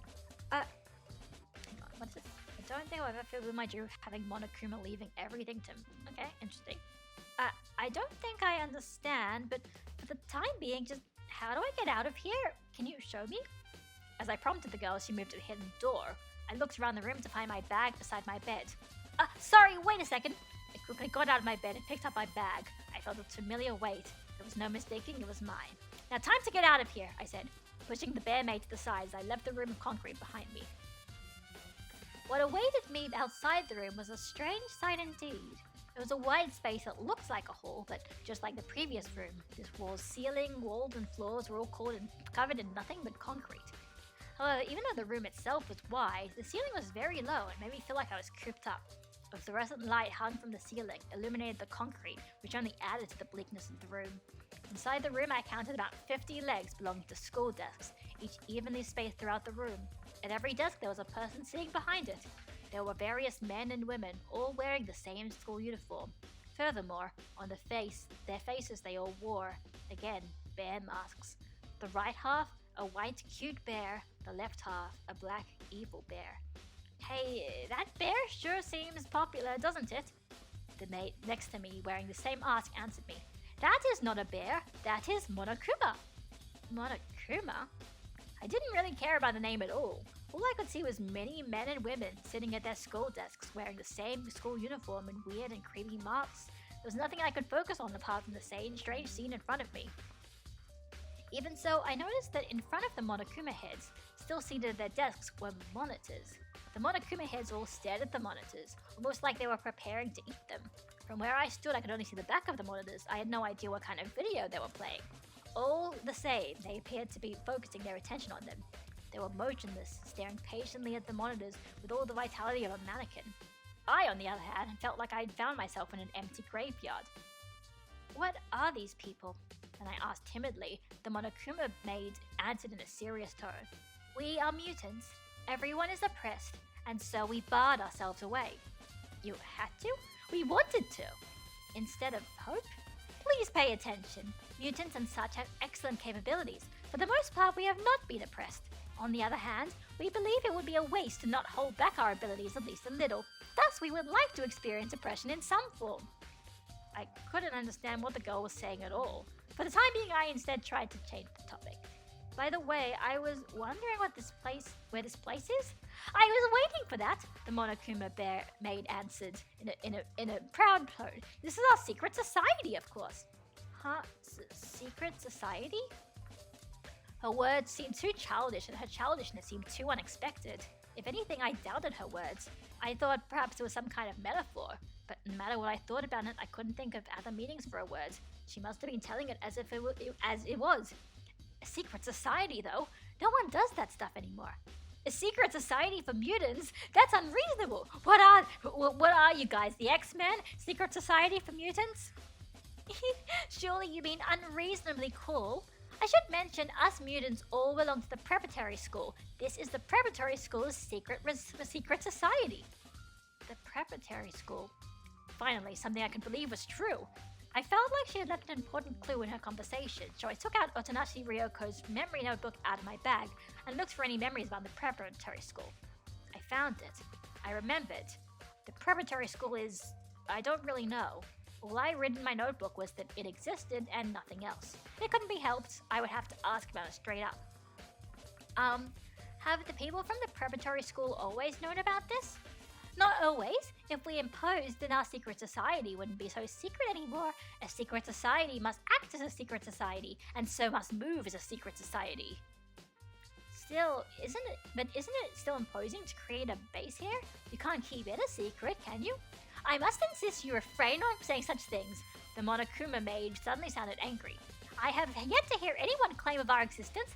Here in the basement, beneath the West District, we have quietly and silently created our secret society. Do you understand? Yeah, the New Mutants, they're not the X team, they're the G team. At the West District? It is most suitable for the secret society. Due to the fact that the reserve students and staff are located in the West District, it means the regular staff do not visit anywhere near as much as they would otherwise. Furthermore, there is very little extracurricular activity here, and the clubs meet in the club room. And also, this is the basement of a club room belonging to a now inactive mystery study group that makes it more opportune. In this West-ish district, beneath an abandoned club room belonging to an inactive mystery study group, there is a basement? And that's this place? I looked around again. There was a slight feeling of being trapped inside such a wide hall. Even so, there were several doors throughout the hall's walls. There seemed to be another small room in the back of the hall. Across the hall, diagonally to me, I saw the entrance to another passage. It looked to be a fairly long one at that. I couldn't see the end of it at all. Can a large basement really be underground here? You don't believe me? The Monokuma maid asked, suppressing her laugh. It seems to be so much easier to not believe me. That's why it isn't despairing. Despair. As I said that, I could feel something in the depths of my heart become uneasy. What a foul word. Instead, I tried to shake off that word quickly and ask a question which appeared in my head. Anyway, I understand that you're a secret society, and I understand this is your secret base, but why are you a secret society to begin with? The Monokuma maid looked surprised before answering me in a straightforward manner. The parade! I muttered quietly as I flicked through my notebook. The parade is a demonstration from the reserve students who felt dissatisfied with Hope Pig Academy's education system. Right? It is not a demonstration, it is a revolution. The girl corrected me with much force. Huh? It's so exciting! It's a revolution to change Hope's Pig Academy and the world! My heart's racing just thinking about it. A revolution? What did this person just say? And so, in order to complete our revolution, we must destroy Hope's Pig Academy's perfect little fantasy world. This school pushes for hopes too much, all the while it torments and harasses its surroundings. If it continues, this school's super high school level hope will never be crushed, and discontinued, this school's super high school level hope will never be crushed. Wait! I interrupted the Monokuma maid. There are a few words I missed for some reason. What's super high school level hope? Oh-ho! The Monokuma maid raised her voice in exclamation. You are trying to test me with your words, aren't you? That's quite alright, I'll answer your question in a flawless manner. I wonder why she's taking so much time to talk about an apparently important matter. I mean, if this society is so secret, then they shouldn't have to bother keeping secrets, right? But with all this extra unnecessary speech she used, she seemed very happy that someone was listening to her story. Ahem! The super high school level hope is the absolute talent which surpasses all other talent, a genius among geniuses, the pinnacle of human evolution, so to speak. Yes, that is the super high school level hope. Ta-da! That was my flawless explanation. Sorry, I stopped paying attention. Seriously? The Monokuma maid looked shocked. Anyway. The girl crossed her arms and after some groaning she continued, I'm ready now. It seems like she's ready now. The hope we used in super high school level hope's meaning is a little different from the everyday meaning of the word hope. What we call hope refers to a talent so great it can be called the hope of humanity. In other words, what we call super high school level hope is the owner of the most superior talent. So then you mean an incredible genius, but talented in every way possible. A perfect superhuman, but isn't that cheating? Well, I suppose it does sound unbelievable. The Monokuma maid's tone changed to a mildly offended one. Like they're setting up on a make-believe story. Hope Speak Academy's mascot has been given so much goddamn VIP treatment that they're on a platter outside our reach. I'd be cheating by anyone's standard. Aren't you angry? I have not yet decided! Despite her words, the Monokuma maid's entire body seemed to be overcome by anger. We'll be going against Hope's big... Just call it what it is, the Force. Oh god, that would be interesting, right? I mean, you know what? That's kind of how Nagito sees the world, right? Our talent's just like the Force. It's just in the world and you either have it or you don't. We'll be going up against Hope Speak Academy's research and nurturing of super high school level Hope. It seems to have a large budget. Even so, its existence is hidden even to this student body. We do not know the details as to whether it is in fact a classified project, but it is entirely frustrating. I admit it, it's more frustrating than anything I have ever experienced. That research funding is being taken out of the preparatory school's precious budget. The school is literally stealing our money and our hope and devoting it entirely to super high school level hope. They're using us as a launch pad for their stupid little make-believe story. Is that what the school calls hope? If it's for the sake of that ultimate talent, they don't care what we have to say about it? Is it not worth even think about those with no talent? Well. So yeah, here we go. Here is the kind of explanation as to what kind of happened and why there was a protest in the reserve department and why exactly they, decided to kind of want to destroy the entire Hope Speak Academy. Because they found out somehow that the money they were using to, go into the reserve course was being used pretty much entirely to fund super high school level hope. Whatever that is. Calm down a little. Or not. Stop joking the hell around! For God's sake, just what is hope? The girl refused to even listen to me. Aren't people chosen by talent so goddamn great? And the people who wait, aren't they great too? What bullshit? That's not fair, that's just elitist. It's fine if all of us useless earthlings die for the sake of those celestial few, isn't it? Right? I'm right, aren't I? Oi! There was no longer any way for her to stop her onslaught of verbal abuse. Bullshit! That hope that they praise as being so mighty is covered in bullshit. Every little bit of hope for the school is covered in bullshit. Oh, incoming! The festival of shit is on its way. Shit! Bullshit! Hope for the sake of that ultimate talent? You mean for the sake of that super high school level talent? That's true.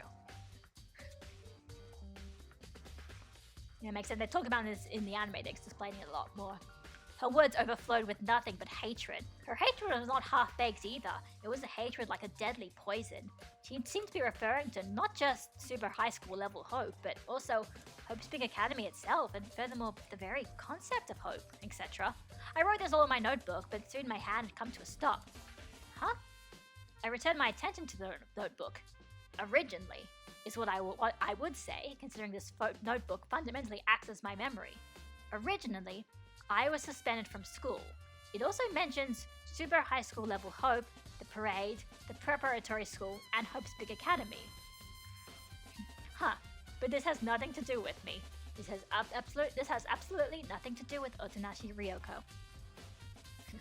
I afflict you with my car radio. Oh, okay, sure. You can. That's why you got to go around and hear me like in a fake maid voice yelling it out how everything is bullshit. I remember discussing the screen, like difference between 1 and 2. Yeah. This has nothing to do with me, I said. So quietly I doubted it was audible to anyone. My words sounded so dry, like it was a desert, and it had seemed itself deep inside me. But what do I have to do? The Monokuma maid took a deep breath and looked shyly to me. She looked like she had finally calmed down. Nothing. That's right, since this situation has nothing to do with me. So then I should quickly escape from this place that also has nothing to do with me. Hey, do you happen to know where the bathroom is? I need to excuse myself for a moment. Is it a number 1 or a number 2? Do I really need to announce myself before going? No, but you see, we only have 1 bathroom, so if someone were to use it for a number 2, then it would have had disastrous consequences for others who wish to make use of it. It's Die Hard! It's Die no Die Bookhead! It's Die in Cries! Oh, okay, for now, I'll just go to the bathroom, I said, and began to run like I was escaping. Well, to put it more exactly, I was running, well, actually planning to escape. More importantly, there was no real sense for me to be in this place because it had nothing to do with me. It's at the end of the hall. Are you fine without a map? The Monokuma maid called as I ran away. The end of the hall? As I heard her, I could see the end of the hall growing closer and closer. I fled to the other side of the hall, but between the Monokuma heads who were still at their desks. They didn't even bother to glance at me. Their eyes were still plastered to the monitors in front of them. Oh yeah, no, definitely Die. Of course there's a Die Hard reference. Why wouldn't there be? Just what is it that they're so engrossed in me? I knew it had nothing to do with me, but curiosity had taken over my otherwise calm appearance. So I looked back. Huh? It was completely black. Every monitor was pitch black, and none had a single image projecting on it. It'll start again soon, so the Monokuma head sitting in front of me said in monitor. Phase 1 has just started. Phase 2 is now beginning. Interrupting the robotic words being spoken in unison, the monitors all lit up.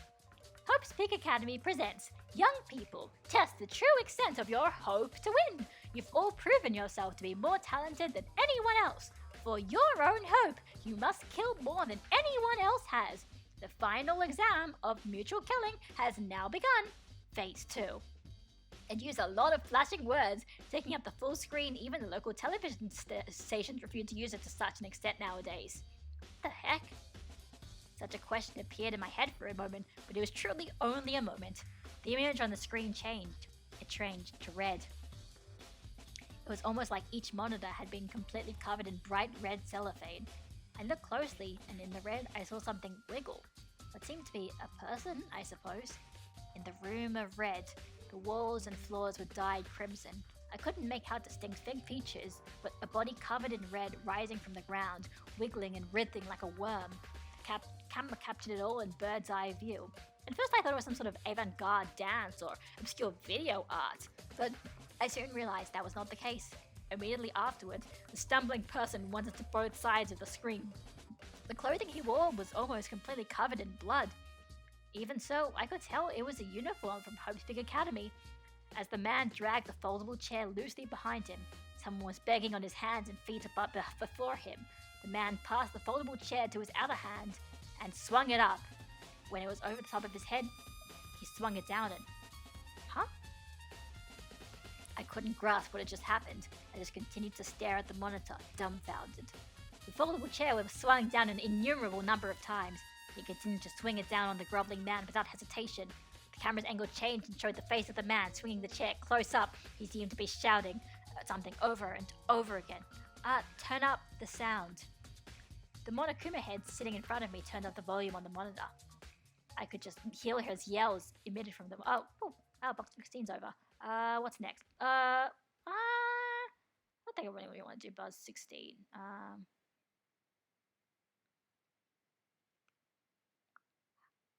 My climax reasoning, would that be work? Oh, that's a good one.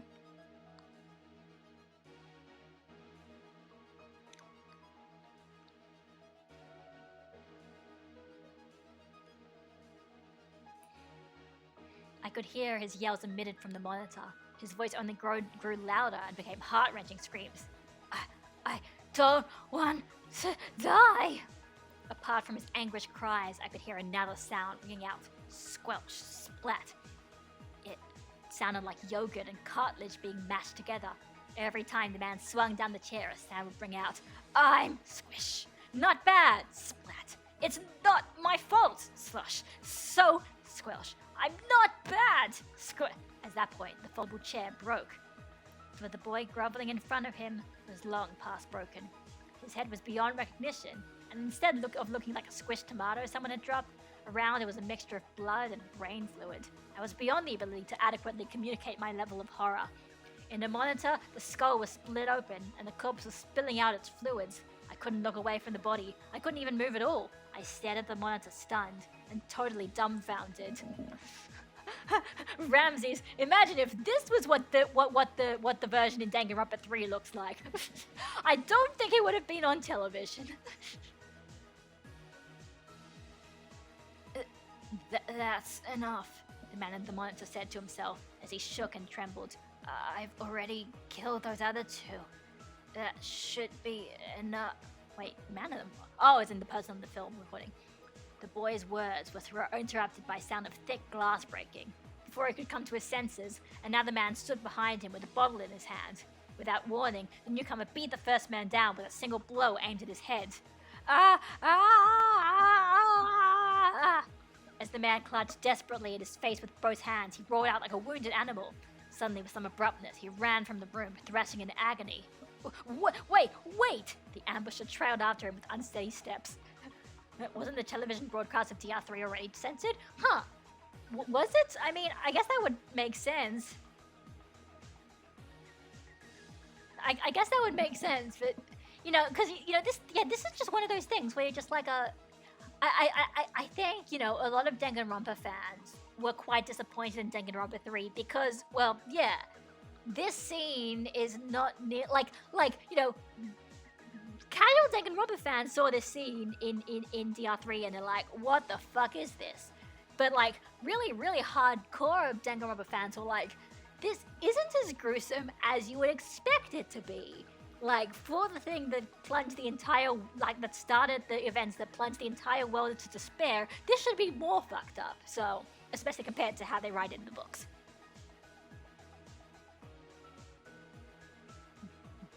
The image on the screen once again changed. Instead, it now showed a corridor.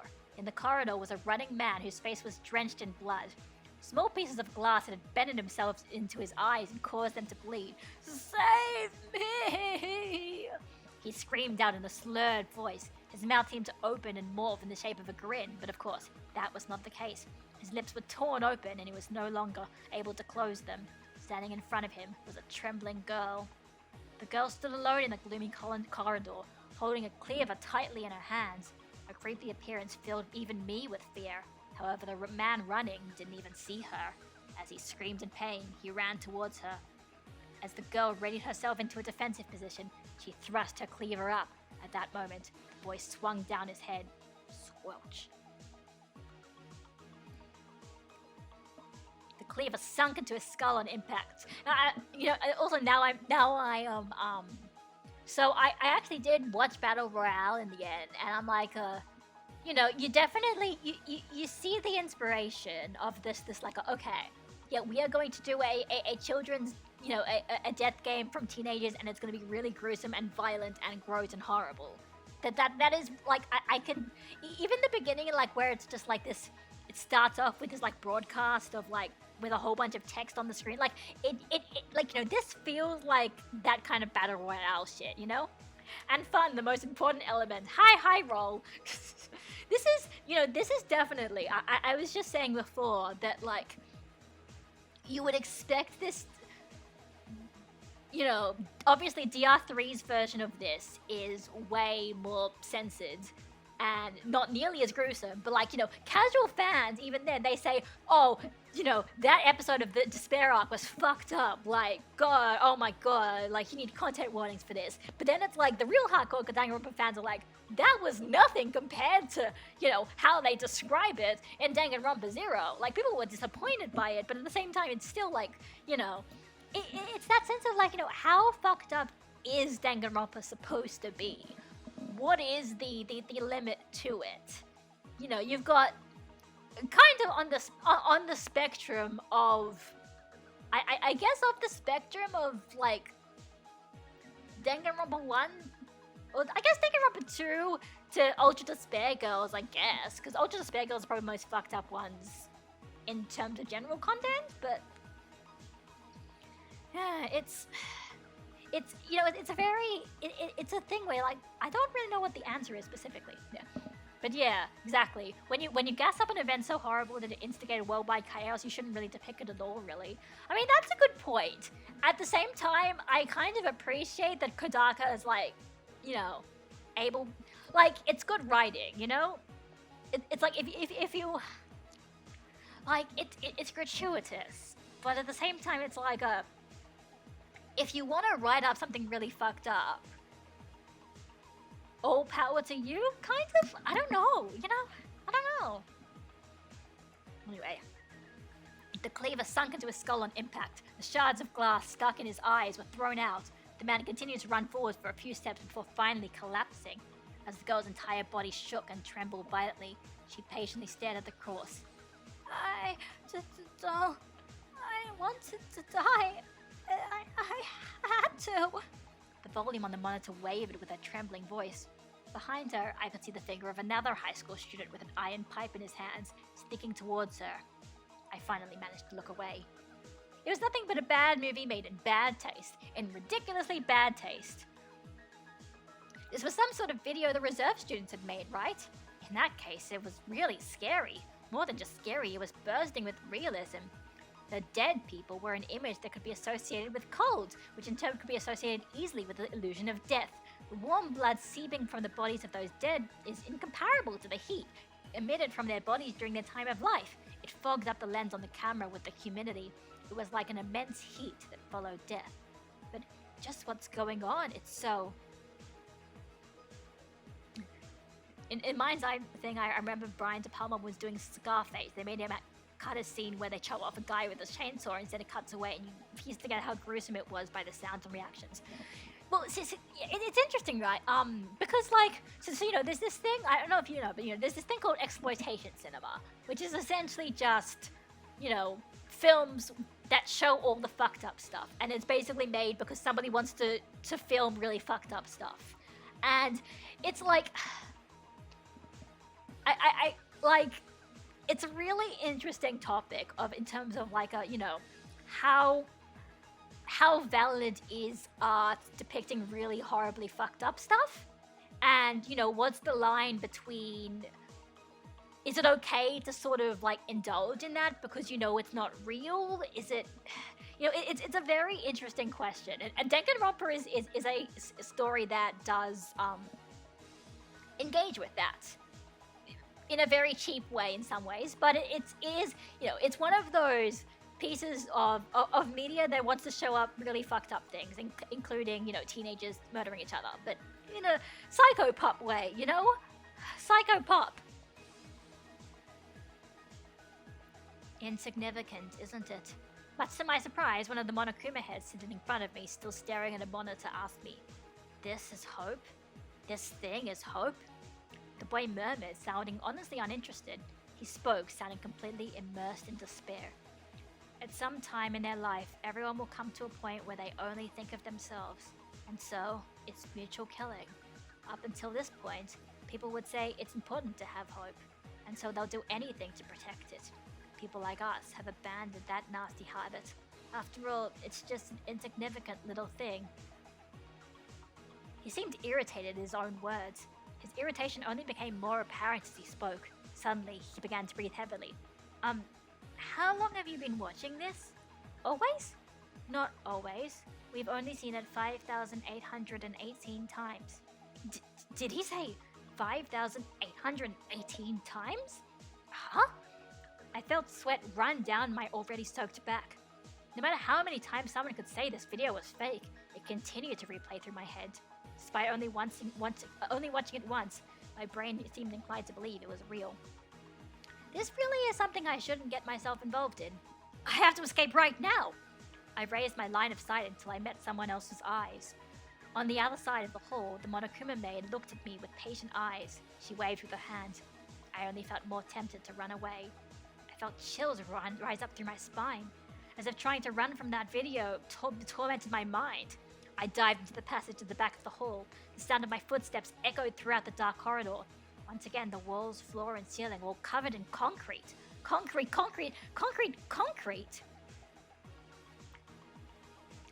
I'm just thinking right now that,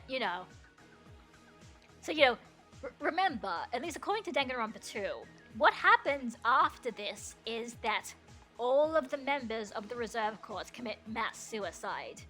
And when you think about the fact that, this is a story that they never talk about, and it's a story that is obviously very fucked up and kind of interesting in a fucked up way, that within the reserve corps, there was all this resentment about hope and all that stuff.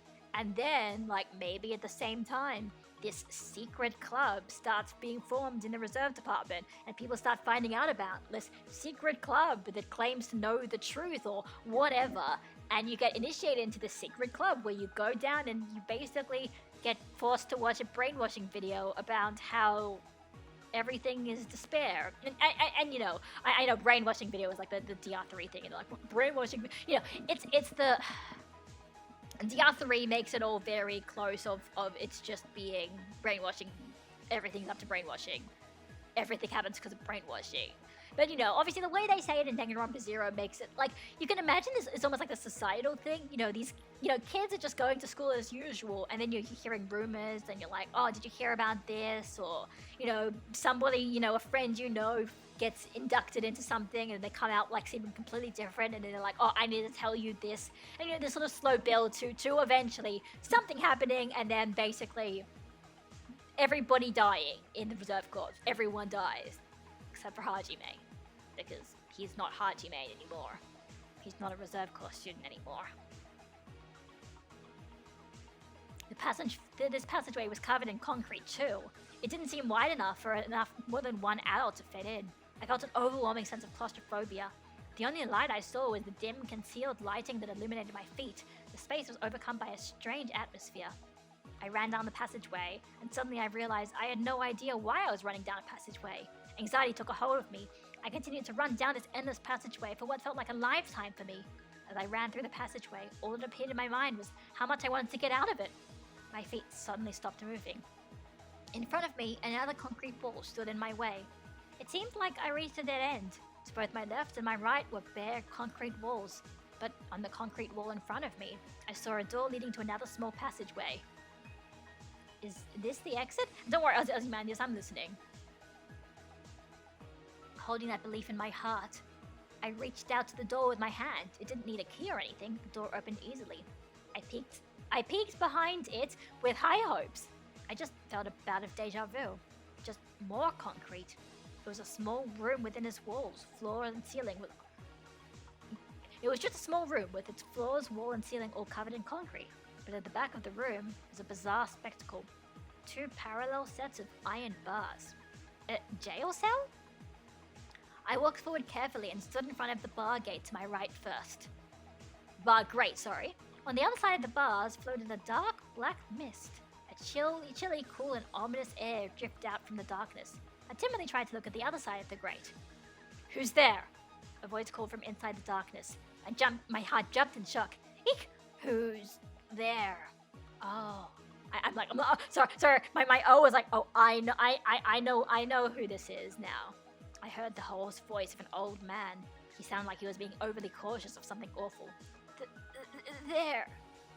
Where do you mean? From my shaking voice bounced off the walls. From the back of the cell, a shadowed silhouette appeared.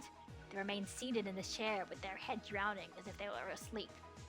Are you okay? Even so, the person showed no sign of hearing me. I tilted my head to the side.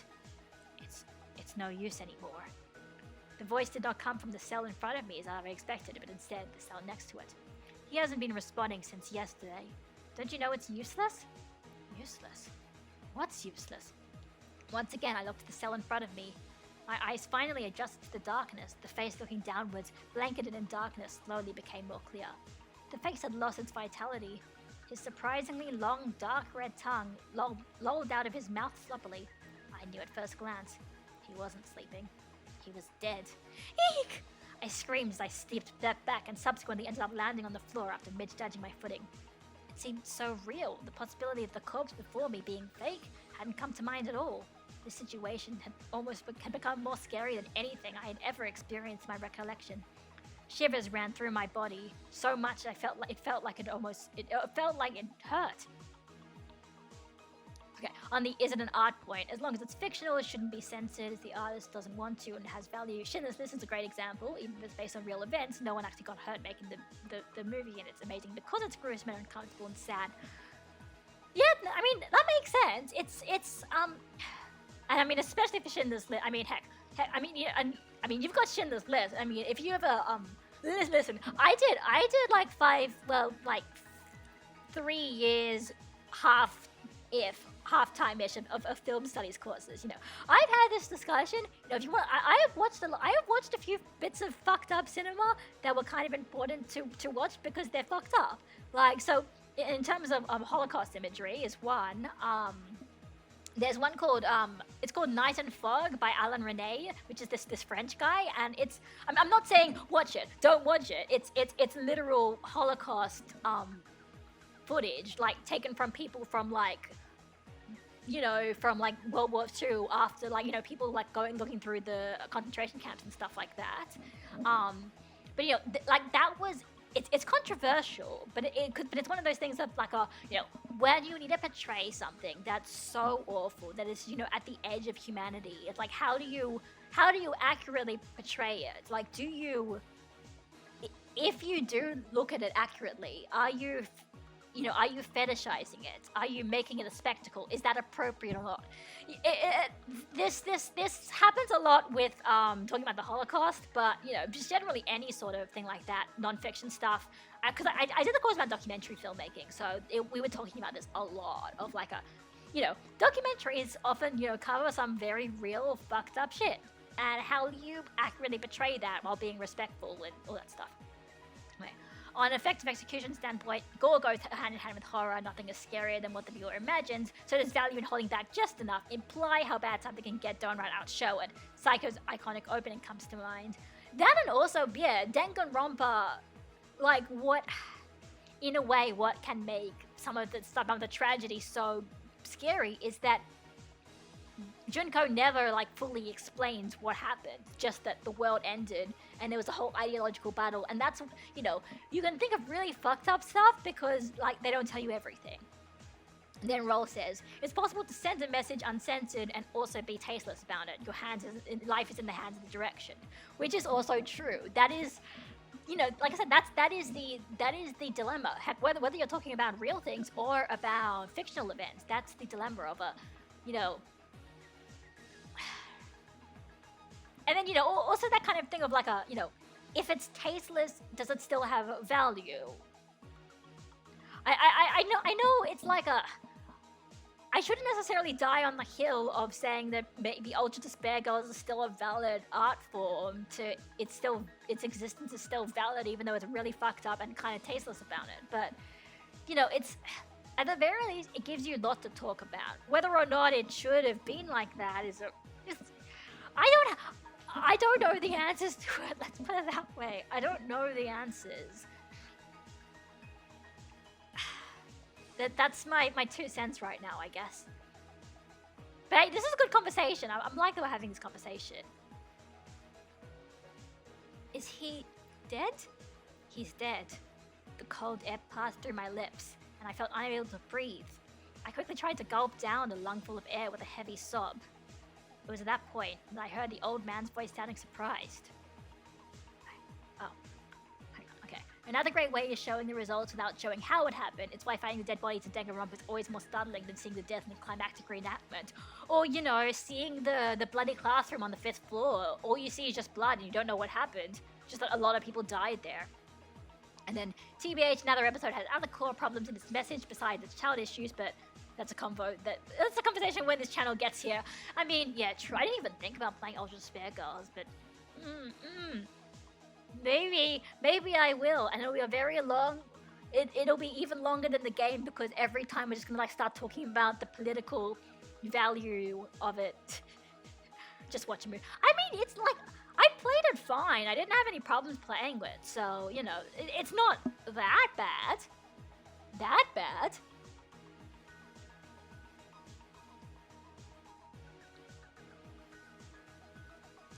Anyway. Why is it you're so panicked? You're a comrade of those people, right?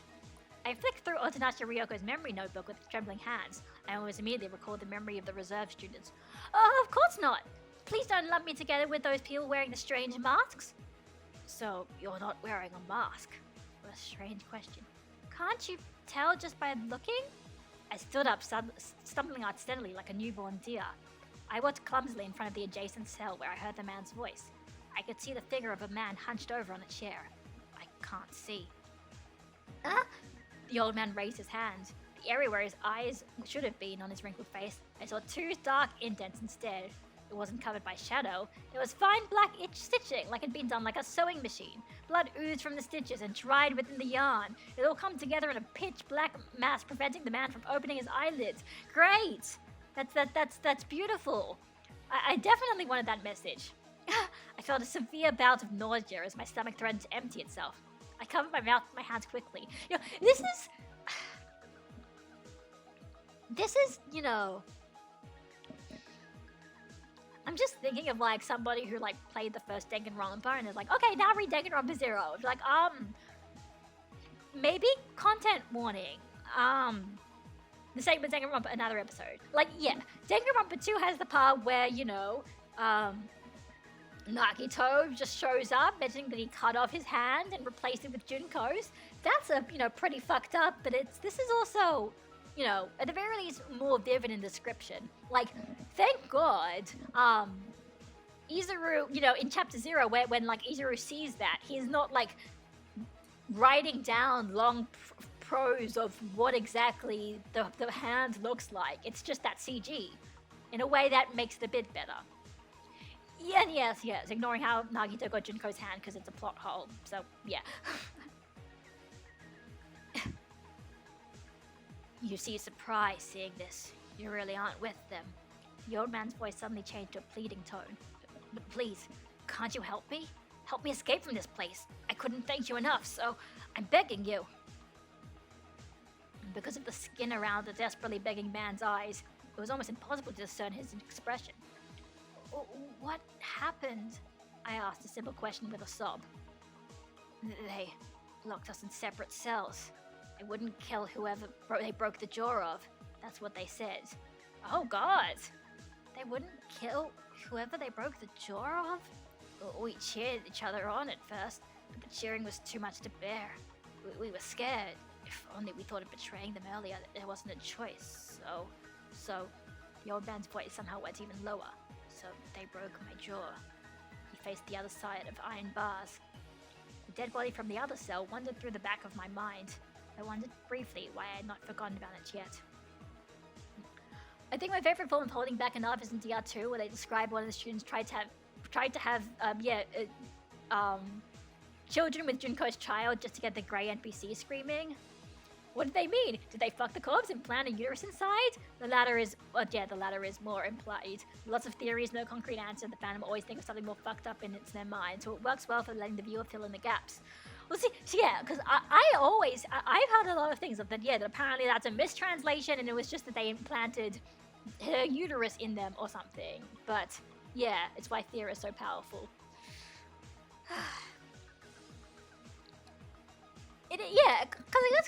Yeah, DR1, in terms of its levels of fucked up, you know, probably the worst it gets is just Leon's execution. That's probably the most fucked up bit of DR1, probably. everything else is a bit more cartoony in a way. DR2 is sort of similar in that the most fucked up stuff is just like the most fucked up stuff is just the stuff that's the backstory to chapter, the backstory. Chapter 0, the stuff they mentioned in chapter 6. That's related to the first game. The actual DR2 plot isn't as fucked up. Although that being said, I do think Mikan's breakdown is pretty interesting in how fucked up it is. Anyway, hey, why don't we make a deal? Huh? The old man's voice sounded like he was begging once more. He suddenly started to talk again. It's about what I know. Then we should talk. You came here to talk about it, right? In exchange, you can help me escape from here. How does that sound? Okay. I answered somewhat automatically and instantly regretted doing so. It really is better to be the one who isn't involved. Even after saying I'd help him escape, I wasn't sure how to do it. More and more regret began to pile up, but even so, the man with the ruined eyes story had already begun a long time ago. Getting fried is disproportionately cruel compared to the rest, like getting baseball. All the other executions are there. Oh, the DR2 executions are not good, pretty much.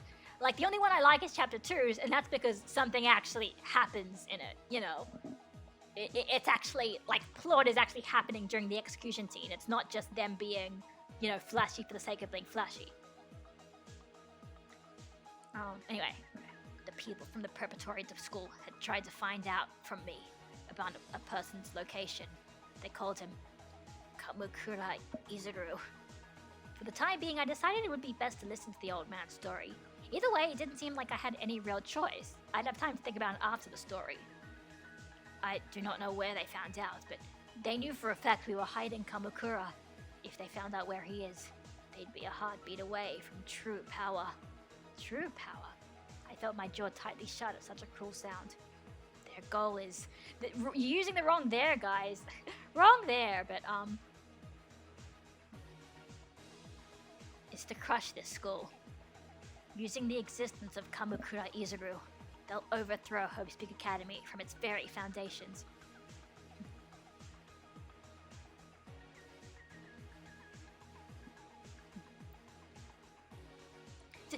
Did you say crush? I suddenly cried out.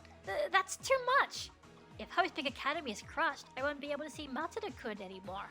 So, you have to do something and find a way to stop the preparatory school. But what can I do? If this keeps up, we'll be handing Kamukura to the preparatory school on a silver platter, and there's no mistaking. It'll be the end of Hope's Peak Academy. Even if you say that, the old school building, Kamukura Izuru is there. Please wait! I ended the conversation prematurely with an interruption. Quickly, I wrote in Otsunashi Ryoku's memory notebook, old school building. But then, I suddenly felt an attack of dizziness. I struggled to stay upright. What's happening? Until a short time ago, we used to have a large amount of guards there. Officially speaking, before the demolition, we could no longer do that due to the danger. Before the demolition... Oh, but that's not the real reason. Hang on, what?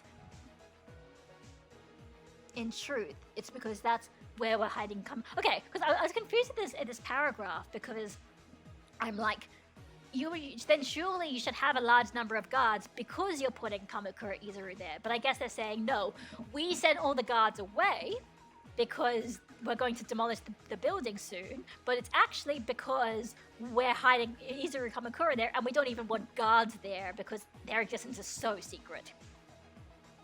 As I listened to his story distractedly, it happened again. I felt a dizziness beyond anything I could adequately convey. My vision was becoming a blur. As I stumbled, I laid my hands on I laid my hands on the bar in front of me to steady myself. Up until now, everything I've said, I knew the old man was speaking right in front of me, and yet it felt like he was in a far distance. This is the whole story as far as I know. Could you free me now? His voice sounded almost like it was being muffled. My heart pounded so hard I could hear it ring loudly in the back of my ears. Oi, what's the matter? Hurry up!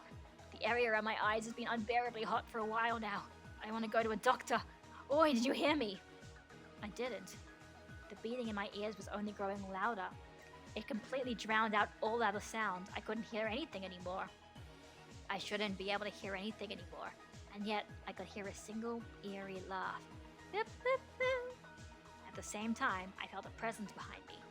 A disgusting presence. It was like having uncomfortably warm air blown onto the back of my neck. Boop, boop, boop, boop. Kamakura is so secret, he represents a spoiler tease in real life for Secret of Danganronpa 2. Very cool. What do you mean by that? Or do you mean that it's a spoiler because, you know, he is Mr. We will talk about this character in the next game, and we won't tell you anything. Sensing it, my body began to shake and tremble. I couldn't say anything, like I was paralyzed. The laugh grew louder and higher. It was almost like it was mocking me. Oh, what's so funny? Even the older man's shout sounded like they taunted me. The voice became more intense.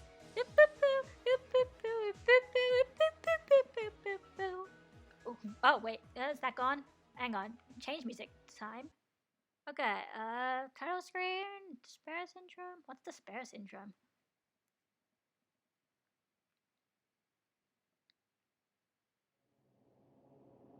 No, that's a bit too creepy, even for this.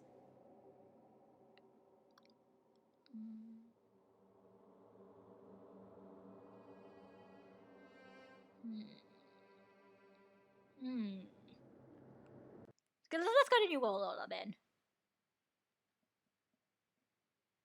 Can't go wrong with New World Order.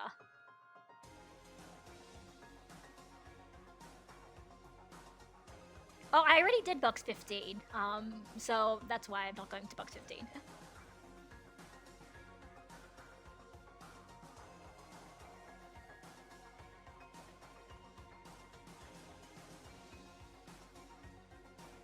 Is there an arranged album? I mean, yeah. Well, what this isn't an arranged one, but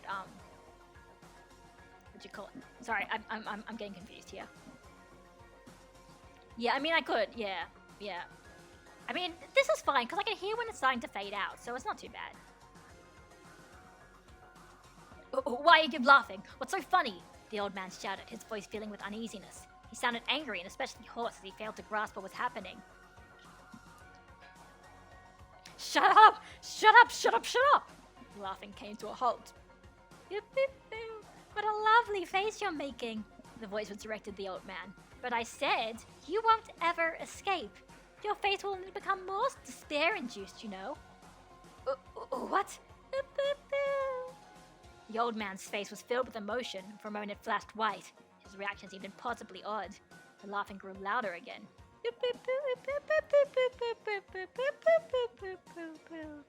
The laugh bounced around the concrete around the room, each echo overlaying another. Like a body with no soul, I stood still, dizzily swaying. My life was deprived from my entire body, making even small movements impossible.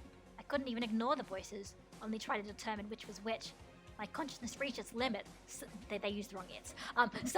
Light, sound, and color disappeared all at once. The scene before me twisted and skewed, like paint dripping onto water. The old man on the other side of the iron bars also became blurred at the border of my vision. What? As I watched the distorting world in front of me, I murmured to myself, what is this? Soon the world would melt into the puddle of colors, each color hardened into different shades. The colors then started to intermingle once again. The world changed to another world, like a scene with a flowing river.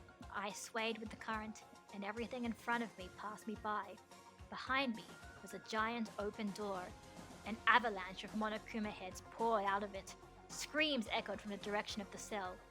A puddle of bright red water appeared at my feet. I ran from it in my trance. Then, darkness. Sorry. I'm just skimming ahead to see. No, because I'm like, why is? I was gonna wait for the end of the chapter, and I thought this was the end of the chapter, but maybe it's not. Let me just. No, this is okay. This is quite. I was just like, I think that's probably a good place to end it off, because like I'm still a bit confused on what's going on, but yeah, honestly, you know why I want Danganronpa 0 to be translated properly? because I want somebody to actually explain what's going on in some of these scenes. Because yes, Ryoko's point of view makes things often very confusing, and I'm fairly sure this isn't just all there to be cool. Like, there's obviously a meaning behind some of this stuff. And Aussie Man is saying someone's going to Shin Megami Tensei 4 Endgame around shortly. Are you interested in Shin Megami 5? I think I might be. I think, you know, when it comes out, I'll hear what other people are saying about it and how difficult it is and what the story is like. But if it sounds cool, I might get it. So, yeah. I am quite confused over what's going on. But yeah, that's I think most of the fucked up stuff. So, I know you play as an androgynous icon, already cool to BH. I know, right? I thought it was like, I was like, oh, female protagonist. But then, like, when I saw it, I was like, I realized they're not a female protagonist just by the way they're framed on the box art. I'm like, yep, nope, that's not a girl. You don't, you still recommend that one particular Digimon collection. Awesome. That's cool. I will see if it's on sale again because it seems to go on sale a lot as well. So, yeah, there's a lot of things I could be interested in, but for now, I think what I am interested in is having something to eat for lunch because I'm kind of hungry. And that's probably a good enough to end off my Danganronpa Zero playthrough. I'm paid 175. Yeah, that sounds like a good place to end it off. And yeah, God, that got interesting there at the end. Like I think I skimmed through a lot of it at the beginning. This part when I read through it quickly the first time, so it's interesting to read that stuff out. I feel like I've got some interesting conversations. And what is it raining outside? Okay, damn it. Well, I'm inside. I have food, so yeah. Everybody, thanks for coming as usual. It's always I guess I've still got quite a lot of time to get a lot or more of the book to go, but oh well. Either way, and more also Aussie Man, this is out right. So yeah, have a good one as well for you and everybody. See you next time.